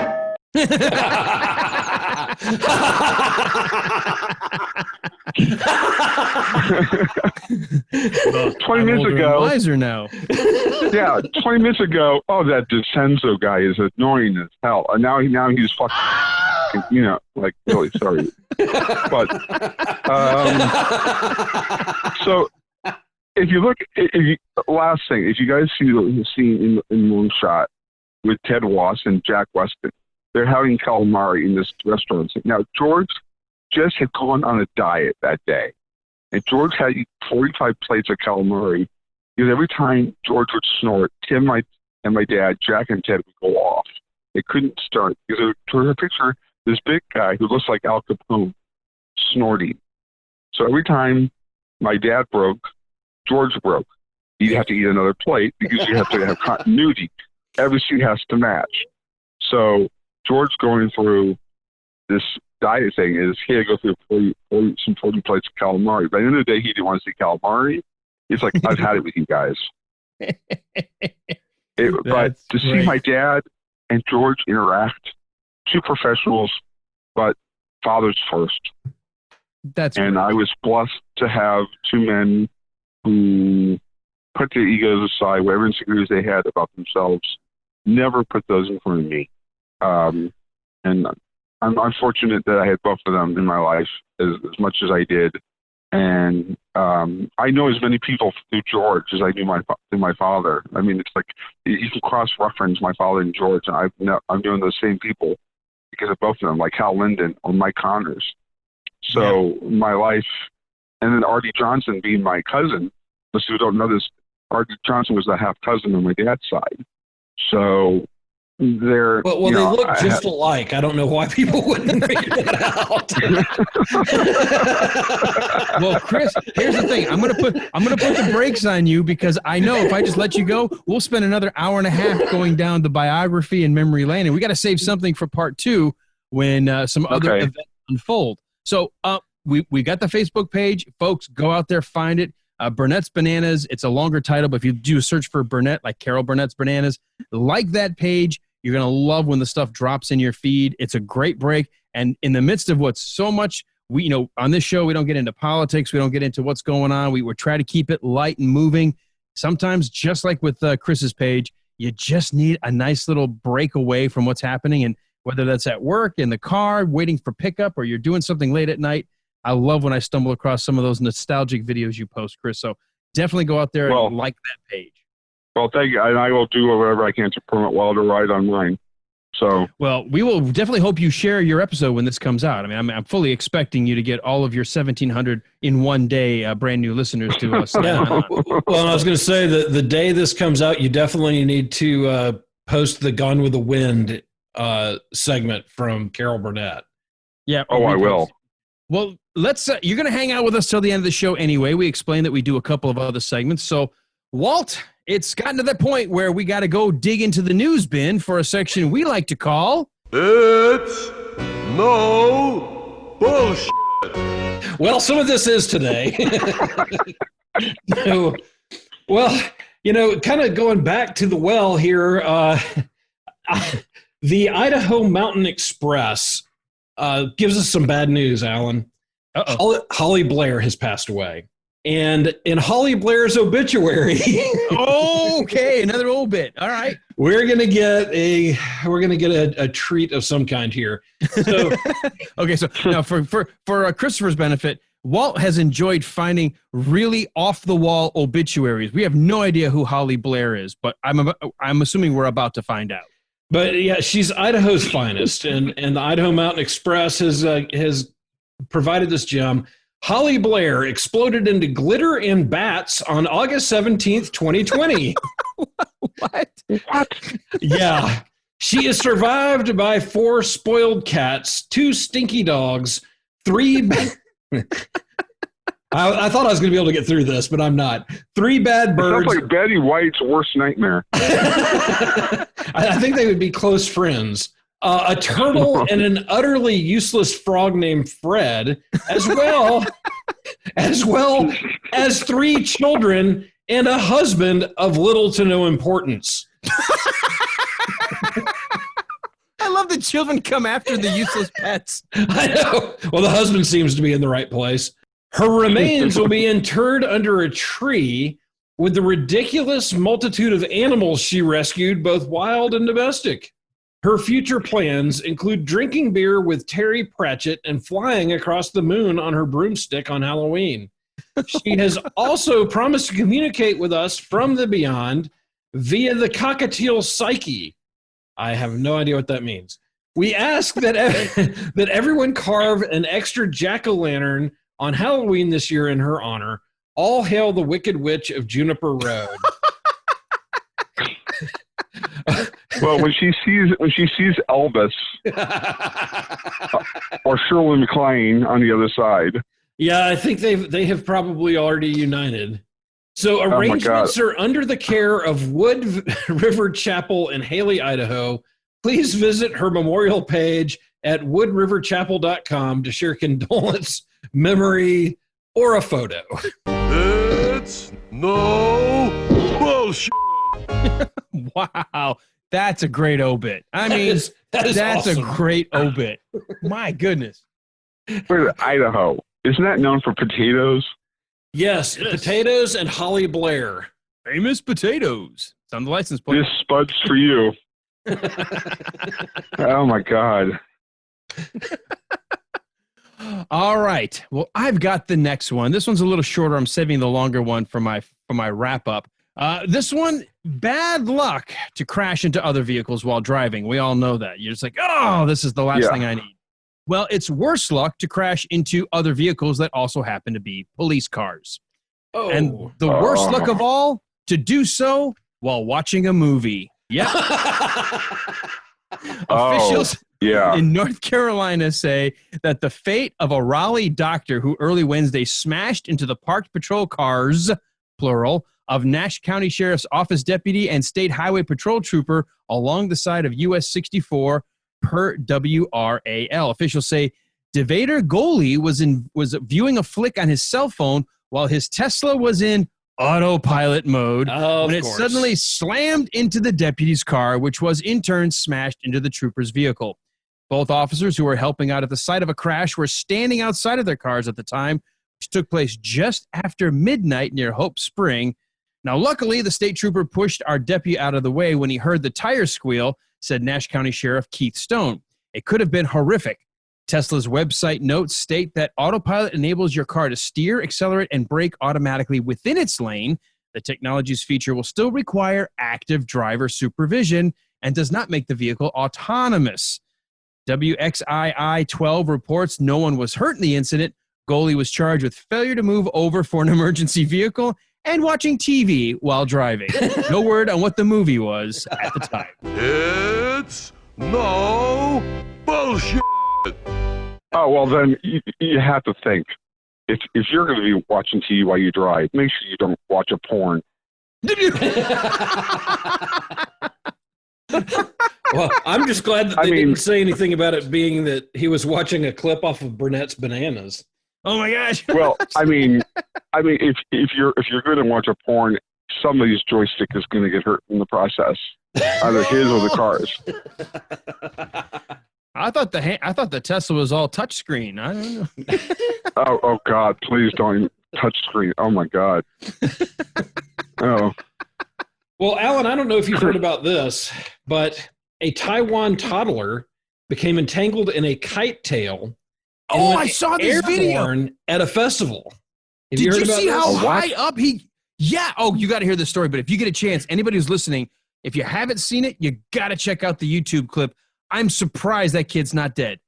Oh, it's a total miracle. So this is from Fox News.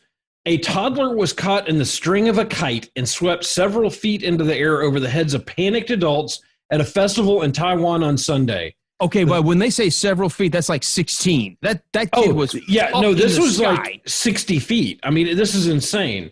The 3-year-old girl was taking part in the Something City International Kite Festival in the seaside town of, you're supposed to look at this ahead of time, Walt. Well, I did look at it, and I have no idea how to pronounce this. When she became entangled with the long tail of a giant orange kite. I'm sorry, I shouldn't laugh at this. How do you get entangled with a kite string? I'm a learning disability. I'm an idiot by nature. Chris, it looks like they actually tied her in this. I mean, she is so entangled in it. That's why, you know what? And thank God, because the way it whipped her at the apex of that gust of wind, I was waiting for her to just keep going flying. Well, in the next line here, it says, gusty winds whisked the girl into the air and violently whipped her around above a crowd of screaming adults, according to the video from the scene. The unidentified girl remained in the air, rising and falling with the wind for about 30 seconds before adults were able to grab her and pull her back to earth, according to the Taiwan English News. And they've got 2 pictures here that are just horrifying as an adult. 3 years old? 3 years old. The girl was not seriously hurt. She suffered some bruising to her face and neck and slight cuts to her neck. City officials immediately suspended the festival to conduct a safety review, the outlet reported. It's no bullshit. Oh, now they care. Yeah, right. But, I mean, it is every parent's absolute nightmare to see, something horrible like that happen to your kid. But the picture that they're showing here, she was as high as the other kites. I mean, it is just a shocking video. Yeah, Chris, if you've never seen this, you need to YouTube it when we get done. Just girl caught in kite. And it's not like your typical, like we see the Mary Poppins kite. These are like really long pieces of fabric on poles. And it just, the tail just grabbed her. And I'm like, how could a gust of wind with the fabric be strong enough to hold even a 3-year-old? But it picks her up like she's a doll. You would just, it's both, it's great to be able to talk about it now because she wasn't hurt, but yeah, she's fine. It's you watch it and your brain can't process what you're seeing. Like, holy crap, it's like a kid flying. Well, when I first saw this story, it was on the news and I had the TV muted and all I saw was just this kid go flying in the air. And I thought it was like some sort of ride at a park or something. I was like, I would never put my kid on that. And then I realized what was going on. Right. It wasn't here's right. my question though.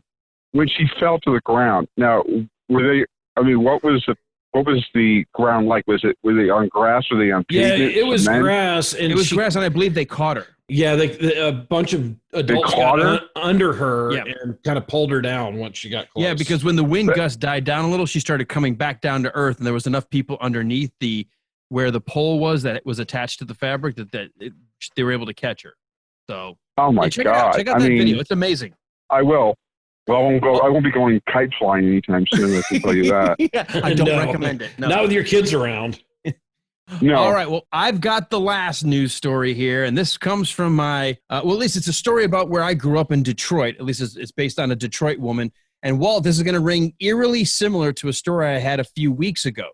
File this one under serious nightmare fuel. Paramedics were called to the home of Timesha Beauchamp because she was unresponsive.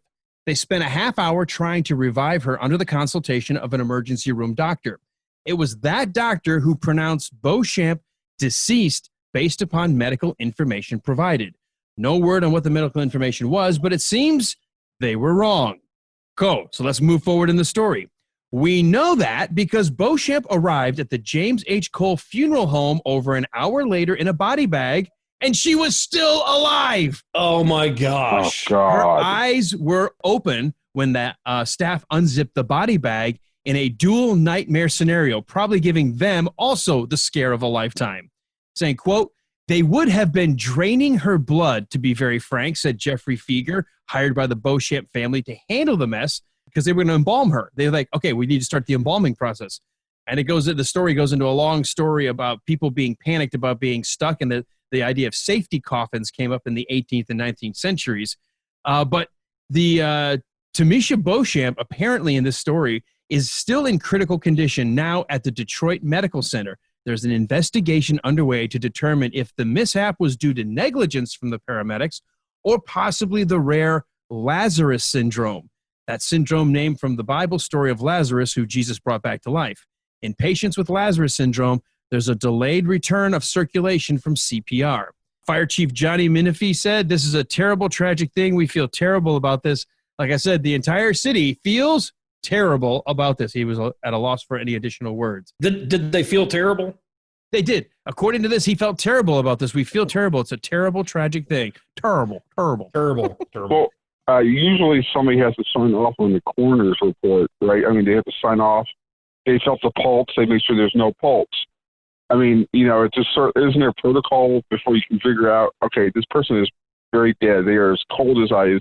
They're not moving. There's no pulse. That's when you put them in the core or whatever they call it.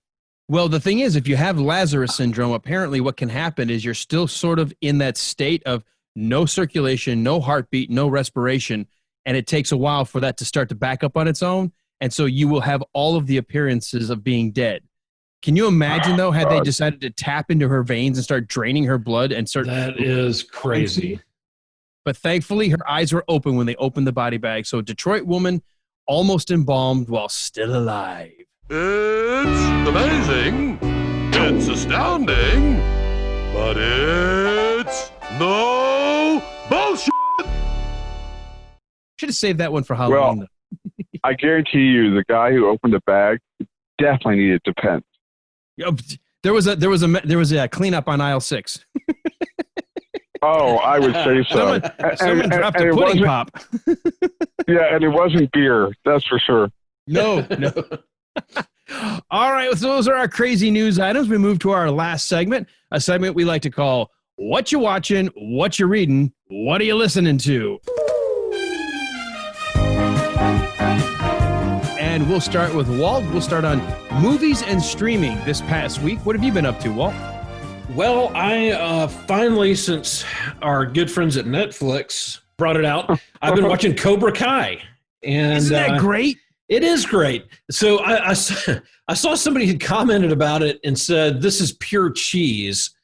It is kind of cheesy at parts, but it's a good kind of cheese. It's great. I'm sorry. It is great. And it captures, it's almost like you feel like it's made back in the 80s. Yeah, and I am just starting episode 10 of season 2, I think it is. It's 2 seasons, right? So you know what? I'm in season 1 right now. I was able to get the first 4. They released the first one when YouTube TV was the big thing. Oh yeah, and right. then they released a couple more to try to convince you to get the streaming service. So I only saw the original 4, and now that's on Netflix. The wife and I actually have been going back and watching, so we're nearly through season 1. Okay. I just think it's great how they went back and shot stuff to reinsert into the flashback footage of different angles of the kick, of Johnny going to the mat. I mean, I just thought, and then the actor playing Johnny is doing a great job. He is, and I actually was looking at him on IMDb today. I had forgotten how much stuff he had been in. I mean, his IMDb has to be 200 entries, I believe. And I mean, some of them are real hardcore cheese, but it is a great show. I'm really enjoying it. And if you have a pulse and you were alive in the 80s, you really have to go see this, or you have to go check it out. What's it called? It's called Cobra Kai, and it's the revisiting of the Karate Kid. It actually has. Okay. Yeah, Ralph Macchio's in it, and the guy that played Johnny, they're both the leads, and it's 30 years later. Yeah, and, William Zabka is the. Is Johnny, is that the kid William Zabka? Yeah, he was in Back to School. I had forgotten about this. He played Chaz in Back to School. The nemesis of Rodney Dangerfield's son in the movie. But he also played Edward Woodward's son on The Equalizer. Oh, yeah, that's right. And I mean, he's been in tons of stuff. So it really is great. They did a great job with it, and it's a lot of fun to just revisit that. And one thing that I really do like, have you seen the video about the theory that Ralph Macchio's character is actually the bully? Yes, that is great. We shared it. I thought we put that on our Wilder Ride. That's Facebook right. group. Yes, we sure did. Our listeners group. And they kind of touch on that in a few parts because you're getting it from the perspective of Johnny and from Ralph Macchio. And so you're getting both sides of this story. So it's really great. They did a great job with it. So I highly recommend that. I also finished up Yellowstone this week, season 3 of Yellowstone. If you have not watched Yellowstone, it is a fantastic show. The writing is just phenomenal, and the acting, the scenery. But when you get to the end of season 3, it is mind blowing. I have had more people text me and say, "Oh my gosh, have you seen the end of season 3? It's a completely shocking last 5 minutes." So is this like the, not to say the same thing happens, but is it like when Game of Thrones, everybody kept talking about the Red Wedding? Yeah, I think so. Just okay, a complete shocker. And, Kevin Costner's in it. I have really had to come around the last few years on Kevin Costner with some of the stuff he's been in. It's good to have you back on my side of this aisle. Yeah, he is so good in this. And then Luke Grimes, Kelly Riley. There is a great cast for this. So I highly recommend it. You definitely need to see that. And then, of course, I had to see Black Panther and watch that this weekend. Yeah, and unfortunately, we lost Chadwick Boseman this weekend from cancer. And so I revisited Black Panther. What a great movie. And a great character. And a very talented actor who died way too soon. Jackie Robinson, he did the James Brown. Yeah. Played Thurgood Marshall in the movie Marshall. He's just a very solid actor. And here's the thing. I had no idea that he didn't have that South African accent that he put on for King T'Challa. I didn't and he know does either. it so well that when he starts talking regular, you're like, wait, what? He is, was phenomenal. Yeah. I really appreciate that Harrison Ford posted a tribute to him because I think they really bonded in their movie with 42 because they never worked together. And I thought, oh my God, I think Harrison Ford nailed Branch Rickey. But the humility and the class that he showed playing Jackie, because it's very easy to want to do a caricature of Jackie, but he tried to capture the essence of who Jackie was. Yeah. And as a young actor, it's very easy to want to go overboard and not play the whole idea of less is more. Yep. Yep. Yeah. So when you said Yellowstone, the first thing I'm thinking, they made a series out of Yogi Bear. That's Jellystone, Chris. Close though. Well, if Costner's playing if Costner's playing Yogi Bear, who's doing Winnie the Pooh? I don't think Winnie the Pooh is in there. You got Yogi and Boo Boo. Yeah, on steroids. I can't believe we're talking about Yogi Bear. Yogi Bear, I can just see Yogi Bear on a drinking binge takes out picnickers in Yellowstone. News at 11. Hey, Ranger, how about you suck on this? Huh? I'm smarter than the average crack bear. I was going to say, it's so odd when you said Ralph Macchio, because most people don't realize my stepfather played his father on Age Enough. What? Yes. When Ralph Macchio's father, Mr. Andretti, comes back to town, George comes into town playing his father, and it's based on a true story. The guy who wrote it and directed it, Gary Harris, wrote it because George really had that relationship with his son. He had he left his son back with his mother, and George went out to California to make it in the business. And he said he had a very strained relationship with his son, George. And the whole episode was based on George's relationship with his current son. So that is true to life. Wow. Was that episode crazy. Called Father Knows Best? Oh, God. I'd have to go back and watch it. He was a recurring character for several episodes, wasn't he? I mean, he was in, I think, 19 episodes of 8 is Enough. I think Ralph Macchio or my stepfather? Ralph Macchio. Oh, Ralph Macchio was. Yeah, George was on, I think, 1 or 2. Okay, okay. Yeah, no, I was talking about Ralph, but yeah. Oh, right, yeah. That is amazing. I never even put 2 and 2 together with his background because I barely remember 8 is Enough. Like, just barely remember it. Never really watched it as a kid, but I remember seeing advertisements for it. So I had no idea that was one of the first things Ralph Macchio. In fact, that is officially his first TV series that he was on in 1980. Yeah, well, I watched 8 is Enough because I was very dear to Dick Van Patten. Dick Van Patten was very dear to me. He and his wife, Patty Van Patten. And so it was so weird that George was on that show because Dick had done the original Love Boat movie with my dad in the 70s before I went to series. So I'd known Dick my whole life. And then, of course, Dick and my dad did High Anxiety together. So I'd known Dick since I was 7, 8 years old. And Dick Van Patten is very dear to me. So it was so weird that George was working with him on 8 is Enough.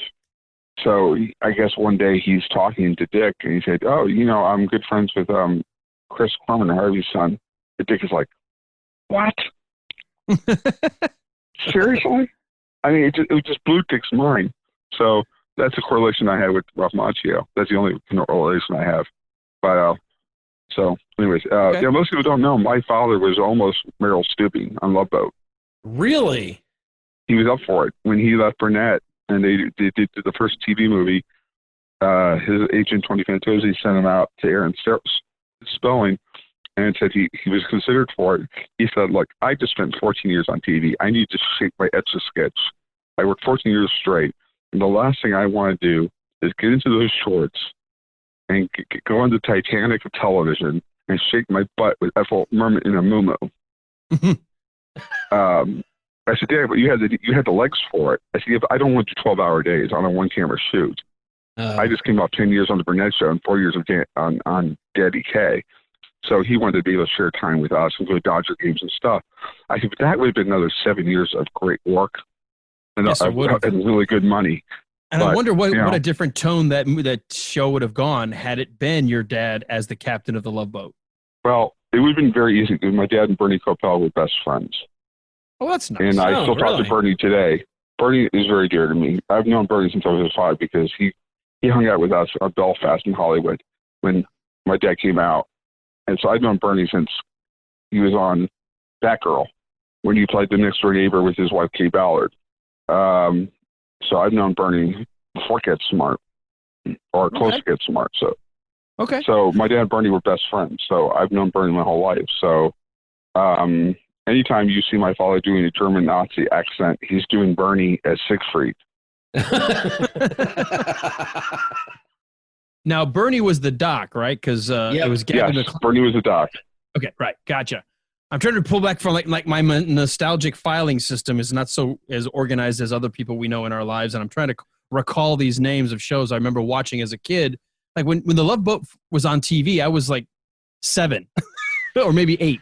Yeah, I remember it, but because I was 9 or 10 when it came on, and I was 10 weekend. So, but that is one of those shows that I could see a recasting with your dad in it actually work. Because a lot of shows you look back and you're like, oh, if they had put somebody else in that role, it just wouldn't have worked. But that would have worked with your dad. Well, here's the ironies of this industry.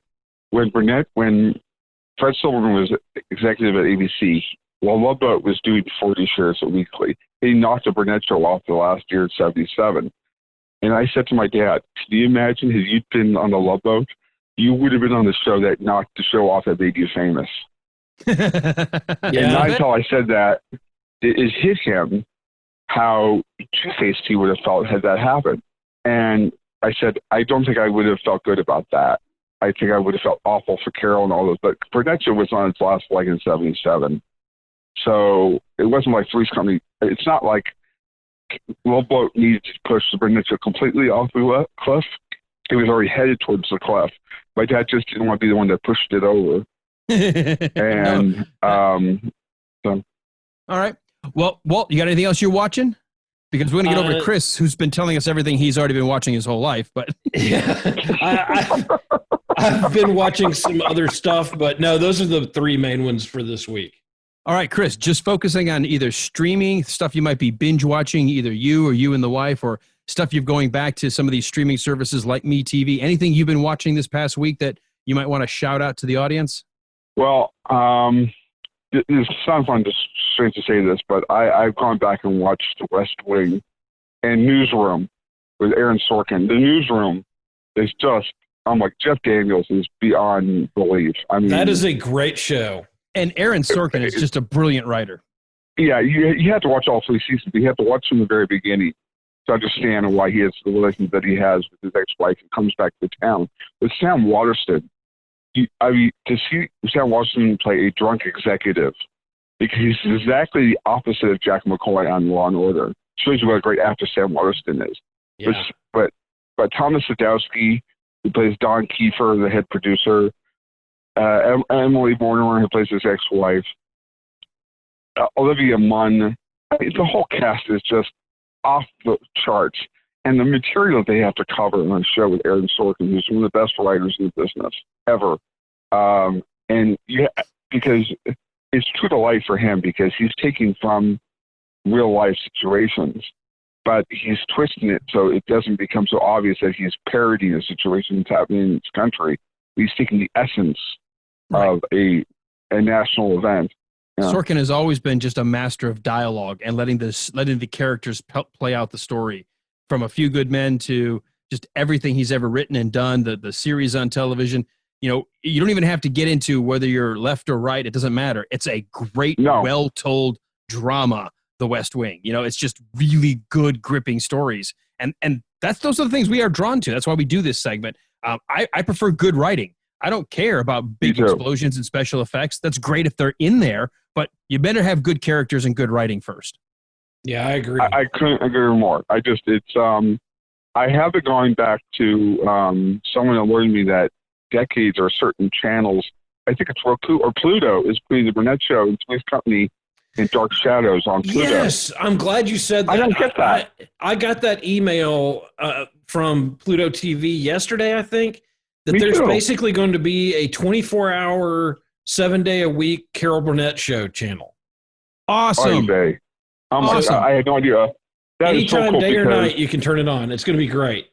Well, when a friend emailed me, she said they're doing Dark Shadows. I said, oh, that's great, because I get to see George's work, because my stepfather was the associate producer in Dark Shadows. That was his entry into the business. Really? Dan Curtis was a Yale graduate, so was George. So 71, Dan hailed George, come co-produce Dark Shadows with me. So that's how he met Keith Jackson. That's how he met John Carlin from Cagney and Lacey. Donna McKechnie, the great chorus line, that was her first role. Jonathan Frid, Catherine Lee Scott. So all those people, George's entree into the business was as associate producer of Dark Shadows. But Three's Company being on there is great, because I really cannot honestly tell you. I've known Nancy Ritter, John's widow, for many years. John doesn't get the credit he gets. How can he be iconic and still be underrated at the same time? But Joyce DeWitt doesn't get enough credit for being an exceptionally gifted comedic actress. And if NRW really was not so sexist in handling women, that show could have gone on, because you could have really developed Joyce's character and the other characters around John. And see, I always thought that Joyce DeWitt was really the glue for that show. And because you had John Ritter, who was awesome. Right. And then Joyce was really kind of the anchor that kept the show in reality. I always liked her. And she is hilarious, but I always liked her, and I liked her character on that show a lot. Well, I most people don't know this, that Three's Company in its first 4 or 5 years was next door to the Burnett Show in their last year. So John and Richard Klein used to come over at lunchtime and sit in the audience and pick my dad's brain about comedy. So one day, Dave Powers goes over, because Dave Powers directed the Burnett Show. So he goes over back, because Three's Company was on stage 31. So Dave says to a production assistant, where's Richard and John? They're picking Harvey's brain in the audience of the Burnett Show. So Dave goes over and says, hey, John and Richard, we have our own show. Remember us? And I said, well, so my dad didn't necessarily see himself as a mentor, but Richard Klein told me how many times that John and him would go over there and pick my dad's brain about comedy and timing. And your dad was always so accessible to both me and John, and he didn't have to be. And so finally, Dave went over and said, like, guys, look, I appreciate you have an hour lunch, but you're spending the first half of it pissing off Harvey. Let Harvey do his thing. Let Harvey go to the bathroom, for God's sake. Leave the poor man alone, would you? We have our own show to rehearse. Remember, Three's Company, we get paid a lot of money. Look, okay, fine. All right, geez. But Three's Company, I think you're absolutely right. Joyce doesn't get enough credit for being the solid rock, because everybody else was off the wall crazy. Yeah. John was over the top. Richard Klein was over the top. Suzanne was over the top. Everybody, and it was just, and you could see there was a bond between Joyce and John. Those are the shows I think I've been streaming, and also the original Will and Grace.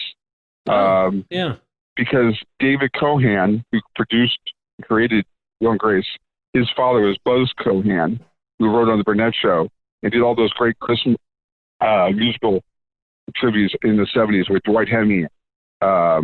So Buzz Cohan has got 40,000 Emmys, and his son and his sister who wrote Weeds, Gingy Cohan, who created Weeds and The Orange is the New Black. That's his sister. Once again, I'm going to remind the audience that we were supposed to try to keep this short enough so that way we can have Chris back again. I'm sorry. Oh, God. But since we've already done now part 2, we'll be able to just make this into 2 episodes. There you go. Just release the back half. All right, just 2 things that I've been watching. One of the things I like to every now and then just see what's out there documentary-wise.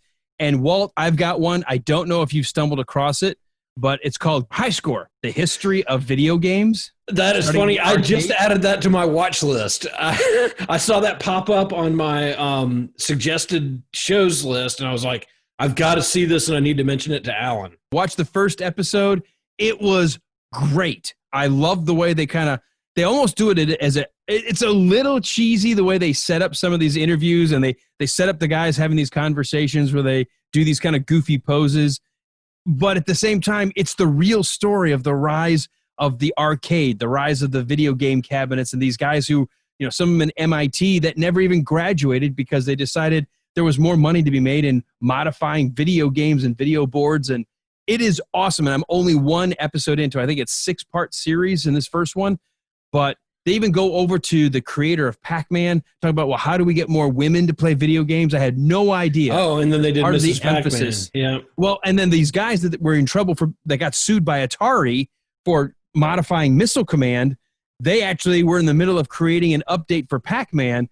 And I don't want to give anything away. It is awesome the way that one court, they were sued by one big company, but then there was some discussion about, you don't want to let this young upstart group look like they're getting the better of you. Maybe we should settle. Well, they were in the middle of being talked to by the folks who own Pac-Man Midway, and they said, hey, Atari just settled with us. Maybe you should let us go ahead and keep going forward on this modification. And it was just amazing. Just they played poker. They bluffed, this other big giant company after, staring down Atari. It's just amazing what was going on. And I've only hit episode 1, but I would definitely check out High Score. The other thing, I know you said Yellowstone. We started watching that. So we're very early into season 1.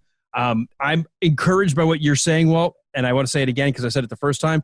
because the first couple of episodes feel almost cumbersome, but I think it's just there's so much they're laying the foundation for. So we're gonna keep watching it, and we have just started watching Longmire, which I enjoy. It's not as good as Bosch, but it is a good show. It definitely has a different pace, but it's great. I love Longmire. Oh, well, I need to ask you guys. Titus Welliver, who's the star of Bosch, is a friend of mine. If you want me to, let me see if I can get Titus to do your show. If you want to talk to him about Bosch. I would love to talk to him. That might be okay. We might He's be okay. a great guy. Yeah, twist our arm. It would be hard talk to him because I know that their season 7 is going to be the last season of Bosch, and it got, obviously, like a lot of things, delayed because of COVID-19. But we're looking for it in 2021. We should get the final closing chapter of the Bosch series. I'll email Titus today. Excellent. Awesome. Seriously. He's a great guy. Oh my God, what a great actor. I mean, I saw him when he first played the doctor on NYPD Blue. Yeah. And I saw him on Murder One. And to watch Ralph Waite play a bad guy is just mind-blowing. It's like, Father Walton is a criminal? Shows where a great range was. But, I mean, Titus Welliver can do it all. I mean, he's just a very funny man, too. I mean, his Christopher Walken imitation is great if you can get him to do it. And it was just, that's another thing. Go on YouTube and watch this Kevin Pollak when he has Tom Selleck and Bradley Whitford. And he has all these, oh my God, Kevin Pollak. Oh my God, this podcast are incredible. What's the name of his podcast? God, if you just put in Kevin Pollak podcast, they all come up. I mean, Eugene Levy, Bradley Whitford, Richard Schiff, John Larroquette, Tom Hanks, Bradley Whitford. They're all on there. I mean, just go to Kevin Pollak podcast. I've always liked Kevin Pollak too, so Me too. I'll have to listen to that. Excellent. Because he does the great thing. He does this thing where I don't know if you heard about people who do these imitations of Larry King and his stupid guests that he has on and his segues. He has all his guests do imitations of Larry King at his worst. Oh, gosh. Okay, that should be good. Yeah, well, it goes without saying. So, anyways. All right. Walt, what are you reading? Anything right now that we want to recommend book-wise? Anything, or maybe audiobook? What are you digesting that way? Well, I am just about to dive into the book on the making of Tombstone.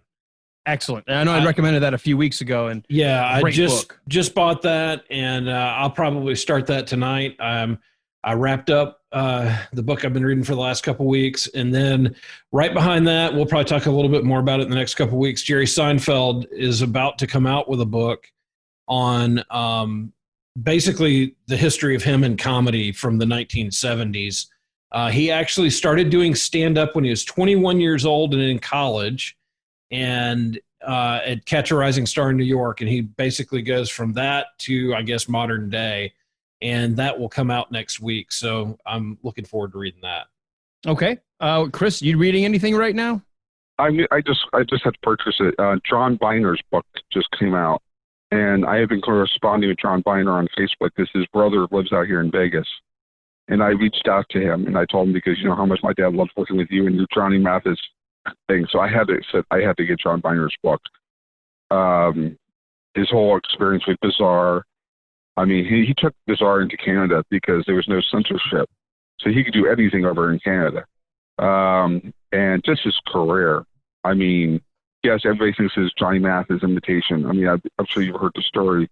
Johnny Mathis was singing at a tribute function. Chances are, of course, he sings that. My dad starts laughing in the middle of his Johnny song. Johnny stops the song and said, "Harvey, what the hell are you doing? You're laughing at my song?" My dad said, straight-faced, "I'm sorry, Johnny, but every time I hear you, I think of Biner." And the whole audience is now laughing. That the is idea hilarious. That people measure Johnny by Biner's imitation of Johnny Mathis. So I reached out to John. I said, "When is your book coming out?" I said, "It's coming out really soon." So I said, "Do you need any help with press?" Because I know a lot of people look. So I'm going to go back to him and I'm going to ask him, because if I can get you guys John Biner on your show, I like to do that. Sure. You know, I don't know that I'll say no to anybody because you know people bigger than I know. So that's cool. Well, and John's been really great about this because, he's got his own PR guy. But I said, John, I know there are people in the United States and there are some radio people that would give anything to have you on for you to promote your book. I said, just let me know, Chris. Well, the cool thing is, to do it.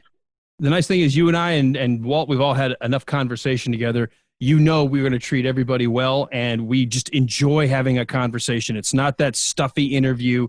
We just want to have a talk fest and see where it takes us.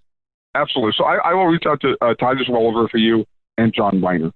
Fantastic. All right. On the book side, I'm not reading anything right now since I just finished going back through the making of Tombstone. Ironically, I mentioned that last week.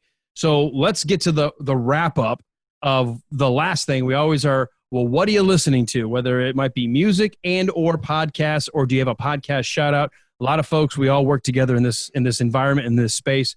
So Walt, I'll go to you first. Well, I'm just going to mention one this week, which is a first for me.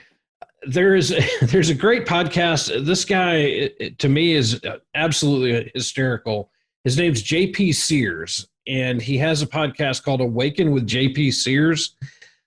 He does a lot on YouTube, and I don't know whether he's being serious or being a smartass most of the time, but he will get into all these different topics, and he's just kind of a hippie. And so he'll just have kind of these takes on life and different subjects. But his podcast is really good. There's some good insight, but it's also really, really funny. So check out Awaken with JP Sears, either the podcast or on YouTube. All right. Chris, what about you? Do you have any podcasts you like to listen to, or are you listening to any particular band or music? Anything worth shouting out? Well, a friend of mine just has a new CD out. Linda Pearl, the actress, has a great CD out called Taking a Chance on Love. If you don't know, Linda Pearl is a great jazz cabaret singer. Most people know her from Happy Days and Matlock, but she's got a great voice, and she's got a CD out called Taking a Chance on Love. And if people love jazz, big band, cabaret, it's her fifth CD. She's another one I should get on your show to promote her life, because she was married to Desi Arnaz at one time. Whether she gets into that, I don't know, but she would. But also a good friend of mine is Steve Marsh Torme, Mel Torme's son. Steve Marsh is a good friend of mine. Another one should have on the show. Great guy. And he looks like his father a little bit, but he's got a great big band swing. So if people go, I will have to talk to him and see where he's streaming on now. He's all over the place. But I'm partial to jazz, classical. Joe Williams, the great jazz guy. I love his old stuff. I'm a big jazz person, so I fall towards that. And okay. This guy, one guy, it's online, and I'll post it. His name is Mark Malkoff, and he has a podcast completely dedicated to the Johnny Carson world. And he's had Don Rickles' daughter on. He's had me on. He's had so many people who are connected to Carson. And I did 140 minutes 3 years ago, and they're all on his website. It's called Mark Malkoff's Johnny Carson Podcast. Excellent. I think I actually subscribed to that and have never listened to it. I need to check that out. They are such. I mean, let me tell you, Mark. Wait a second. The ADD guy subscribed to something and has yet to find time to listen. I know that's shocking. But I keep finding stuff. I'm like, hey, that looks really good. I'll subscribe to it, and then I just never get to listen to it. Don't let Mark's age fool you, because Mark tapped conversation issues with me I didn't even know he knew. I mean, he brought up things that I didn't know he knew. Like one night, my dad and McLean and Johnny going off the reservation one night on the subjects of being doctors and nurses and that whole world. I'm like, what? Why is my father, Johnny, and McLean Stevenson talked about doctors and nurses randomly? So, yeah, Mark did his homework on it. I was shocked. I mean, he knew things about my dad. Well, there's really few things I don't know about my dad, but he knew subjects. My dad did at least 17 Tonight shows. Mm-hmm. I had no idea. But Mark does his homework. I swear, is just great. Excellent. Sounds like one that might be worth checking out myself. for me, I'm just going to do shout outs this week. I wanted to do a shout out to our good friend we had early on in our season 3 as a guest. We had James Enstall, Geek to Me Radio.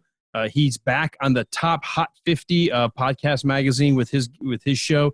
He, similar to us, interviews folks in the worlds of movies and comic books, people who do voiceover work for comics and things like that. Very good guy, fun show, nostalgic geekiness extraordinaire. So check out Geek to Me Radio. Also, the Real Queens of Queens, got to give them a shout out. And our friends over at the politically incorrect Bad Cop show, and my good buddies across the pond, 60MW, used to be 60 Minutes With, but they kept getting confused with the new show, 60 Minutes, so they decided to rebrand as 60MW. I keep asking, what does the MW stand for? And they're like, well, Minutes With, but we're not going to say that anymore. I'm like, oh, okay. So 60MW, check that out. All right, well, that's going to wrap it up for us. Hey, Chris, thank you so much. We definitely went long, but you know what? We're going to have you back. I know there's a few irons in the fire, but can't really go into it yet until certain things happen. I get it. So we will definitely have you back. Walt, it's been great hanging out with you again. It's been a fun ride in today's Listeners Lounge. Yeah, I've had a blast. Of course, I love Chris, so it was great having him on, and great, just good time. So give us a real quick rundown. How do people give us some love for our show and maybe share where to find us? Well, you can always find us on our website at thewilderride.com, and from there you can link out to our Facebook page, which is a great place to go, facebook.com/thewilderride. Follow us there, and then immediately behind that is going to be a button that pops up that says join our listeners group. Our listeners group is awesome. We have all kinds of announcements about the show, but mostly we have a lot of entertainment stuff. We have movie clips, and Chris will post stuff about his groups. We have just a lot of fun in that group, so join that. Also, if you want to help us out a little bit, we have production costs and equipment costs and time and money that gets involved here. So if you want to help out the show a little bit, you can go to patreon.com and find us there and become one of our patrons. There are several levels that you can join at. Even if you want to just help us out with $1 a month, that would be a huge help. If you know someone who wants to be a sponsor of the show and get a little advertising time, put them in touch with us through Facebook or through one of our other outlets there. We also have an email address that Alan and I monitor, thewilderride@gmail.com. So you can reach out to us there if you have a reason to get in touch with us. So I think I have covered just about every way that you can get hold of us. And we appreciate everybody listening and getting involved in the listeners group. And y'all are just the best. So thank you very much. All right. Come on back next week. Every Tuesday morning, a brand new episode drops right here on one of your favorite podcasts, right? It should be. Put it at the top of your list. The Wilder Ride Listeners Lounge. I guess his phone went dead. He's like, oh my God. He's still talking. He didn't realize the phone's gone dead. Well, he's probably like, I've just had enough of those guys. I'm done. Hey, if he can get us Titus Welliver, can you imagine that? Well, the greatest thing about Titus is that he and I have the same birthday. He's a little bit older than me. That's the hook. That's what we need. That's the hook. Yep, there you go. Because we are back in 3rd grade. Hey, that's right. We got the same birthday. So we have an unbending connection. So, yeah, but he's a great actor, so it'd be awesome to pick him.